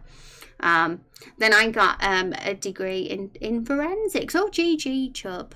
Yeah, my degree is in graphic design, and I find it wasn't really like, I mean, yeah, I'm happy that I've got a degree and stuff. It's always good to have that under your belt, but it was very corporate. Like I found, and I never really wanted to be corporate. I'm very alternative, and I'm totally not a corporate person in any shape or form. So yeah, it didn't really suit me for that reason, and I ended up leaving university and ended up really being more into the gaming side of things. And I had some placements at some gaming studios, and I found that was much more enjoyable. But sadly, I didn't have like the skill sets at that time, because it was my degree was so corporate that we didn't really, like, it wasn't really as creative as I wanted it to be. But I feel like over the years I've self-taught myself a lot, and that's always good and sometimes more effective, in all honesty. And it's a confidence builder to teach yourself as well. Move left 30, turn right 90, pen down, move forward 20, pen up. It was fun. Logo. Yeah, I've never heard of Logo. The only logo I know is a logo, a graphic. I'm American. I'm, never know what I am, guys, would you? Kappa. Perth Rose is so corporate, if you ask me. Most corporate person I've ever met. My goodness. Just imagine. If I was corporate, I would totally not be on Twitch making a silly, crazy, charming video game with all these cute characters. BRB going to make 3am toasted cheese sanga. Oh, sounds really yummy. I hope you enjoy that, Nun. I mean, we won't be much longer here myself, because I've got my dinner. But I hope you enjoy your din-dins, guys. And I'm just going to let you all know as well, just because the schedule has recently been adjusted a little. Instead of streaming Mondays, Tuesdays, Wednesdays and Thursdays, it was 4 days in a row. My list of things to do started getting longer, because it's hard to fit things in sometimes. I need that off stream time. It's very valuable to get stuff done in this project. Having those days in between off, at Tuesday and Thursday, I think will really help a bunch. And obviously I didn't want to stream less, so I'm streaming the extra hour now to make up for the day less of streaming. So I'm starting at 2 o'clock instead of 3 o'clock. So we get in some 4-hour streams in now, almost most days. So that's super good, I think. Would not be on Twitch, I know. I wouldn't have even heard of Twitch. I'd be like, what's Twitch? I wanted to do graphic design. I did it in high school and loved it, but my parents weren't very supportive and told me in Australia the only way to get by is by having a trade. So I'm 29 now. I'm finally trying to learn pixel art and game design, and I'm having such a good time. Well, I'm really glad you found your way, Twisted Mouse, because I mean, I think that our parents want the best for us, in all honesty, so I wouldn't blame them there, but it's definitely not true, that information, because you can get by with anything. I think you can make anything you want into a job if you're good at it, in this day and age, especially in this day and age. So yeah, for sure, just follow what you want to do. And sometimes it's difficult because sometimes what you want to do isn't necessarily what brings in the cash. And we all need cash because we need to live. So that's a thing. But, you know, it's take it a step at a time, you know, a day at a time. There's no like rules with age. You don't have to be 20. You know, you can do it a day at a time and you'll get there. That's kind of me. I'm in the same boat here. I'm taking it all a step at a time myself. You're my favourite streamer as I can just sit here and feel at home. Thanks, Chubb. That honestly is so nice. And just knowing that makes me happy because that's what I like. I want people to feel chill and relaxed here and have awesome conversations. So thank you for that, Chubb. I appreciate that. No, they didn't have it easy, so they were just worried. I understand. Yeah, it took me a while to learn that. Thanks. Yeah. Well, yeah, it's the same for me. Like, no, I'm in my I'm 30, so I'm saying late 20s because I still feel like I am. I feel like I'm in my early 20s. Sometimes I feel like a baby still, a little kid, because I'm very childlike in a lot of ways. I like my silly things and I definitely want to keep that. I don't want to turn into a boring old adult. That's for sure. So yeah, even though I'm getting older, I'm not going to be old. I'm not going to let myself. I'm in my 30s too. I honestly think I'll be one of these people, 40-year-old ladies, 50-year-old ladies, when the time comes, that still are very much like a very young at heart person. I'm going to just be here nerding out still when I'm an old lady, because I don't feel like just because you're getting older, that means you have to get all serious and into an adult. Like, why would you need to do that?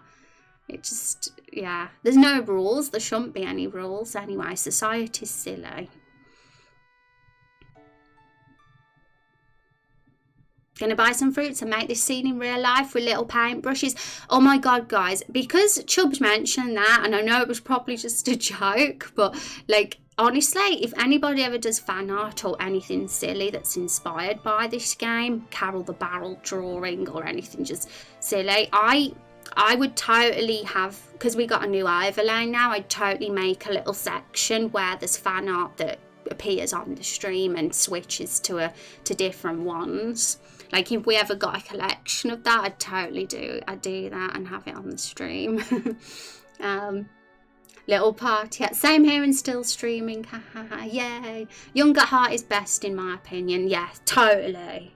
Let's all stay that way, guys. I'm at utter failure, but most people pursuing a dream fail a whole lot before they succeed. Lincoln never gave up despite his failures, and neither will I. Neither should anyone. Believe in your dreams and reach for the stars. See, I don't actually believe in failure. Like, I don't believe that anybody's a failure until they give up. So as long as you're still doing it, you're not a failure. So, you know, and even people who give up, like, I think it's a bit harsh to say that they're a failure as well. I don't think that's right. I think it's unfortunate. It's more that life has probably taken them in a direction where they can't continue doing what they're doing for things that are out of their control, and that's just the unfortunate thing about life. Life is silly and unfair sometimes, but I always think if you can, like, it's always good to just have that thing to do and that passion, no matter how busy you are or what's taking up your life. Like, you know, it's no rush either. There's, like I say, there's no age limit on reaching your goals. Like, you don't have to do everything before you're 25. You know, you can, you know, there's people out there that are very doing great for themselves that were in their 40s when they got there, or their like mid 30s. So, you know, my sandwich is cooking and it smells so yum. I want food now. I can actually smell food as well. So my dinner is very soon, guys. So honestly, thanks for hanging out, chat, because it's been a fun stream, and so far I'm really liking these slightly longer streams. And I mean, I'm not streaming again till Wednesday now, but that's going to allow me to have all of tomorrow to get some stuff done and prepared for Wednesday's stream, which will help a lot, because normally I'd be streaming tomorrow and I'd probably just be carrying on from how I've ended stream today, and sometimes it feels like the progress is a little bit slow because of that. But having that Tuesday off just to really get some stuff done will really go a long way. And sometimes it's not always going to be about the game development, like it might not be the scene work that I'll do off stream. Sometimes it's just ticking off something on my list to do, like the character sheets. I've got a big list of them to do, getting the FAQ page up on the website, finishing and polishing the barrel flashback scene, for example, even doing some different kinds of YouTube videos related to this. You know, there's even that will be super cool to be able to do. I'm very glad I stumbled across your stream. It's been great. Yeah, it's really, really good to meet you. Honestly, thank you for hanging out. I'm very lucky. I meet some really cool people here, and I'm honoured that you've clicked my stream. So, guys, I'm gonna see if there is anybody online for us to say hi to today.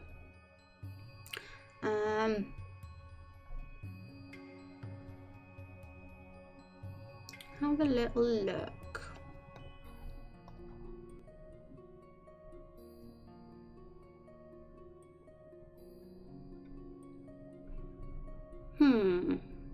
So who wants to come along for a raid?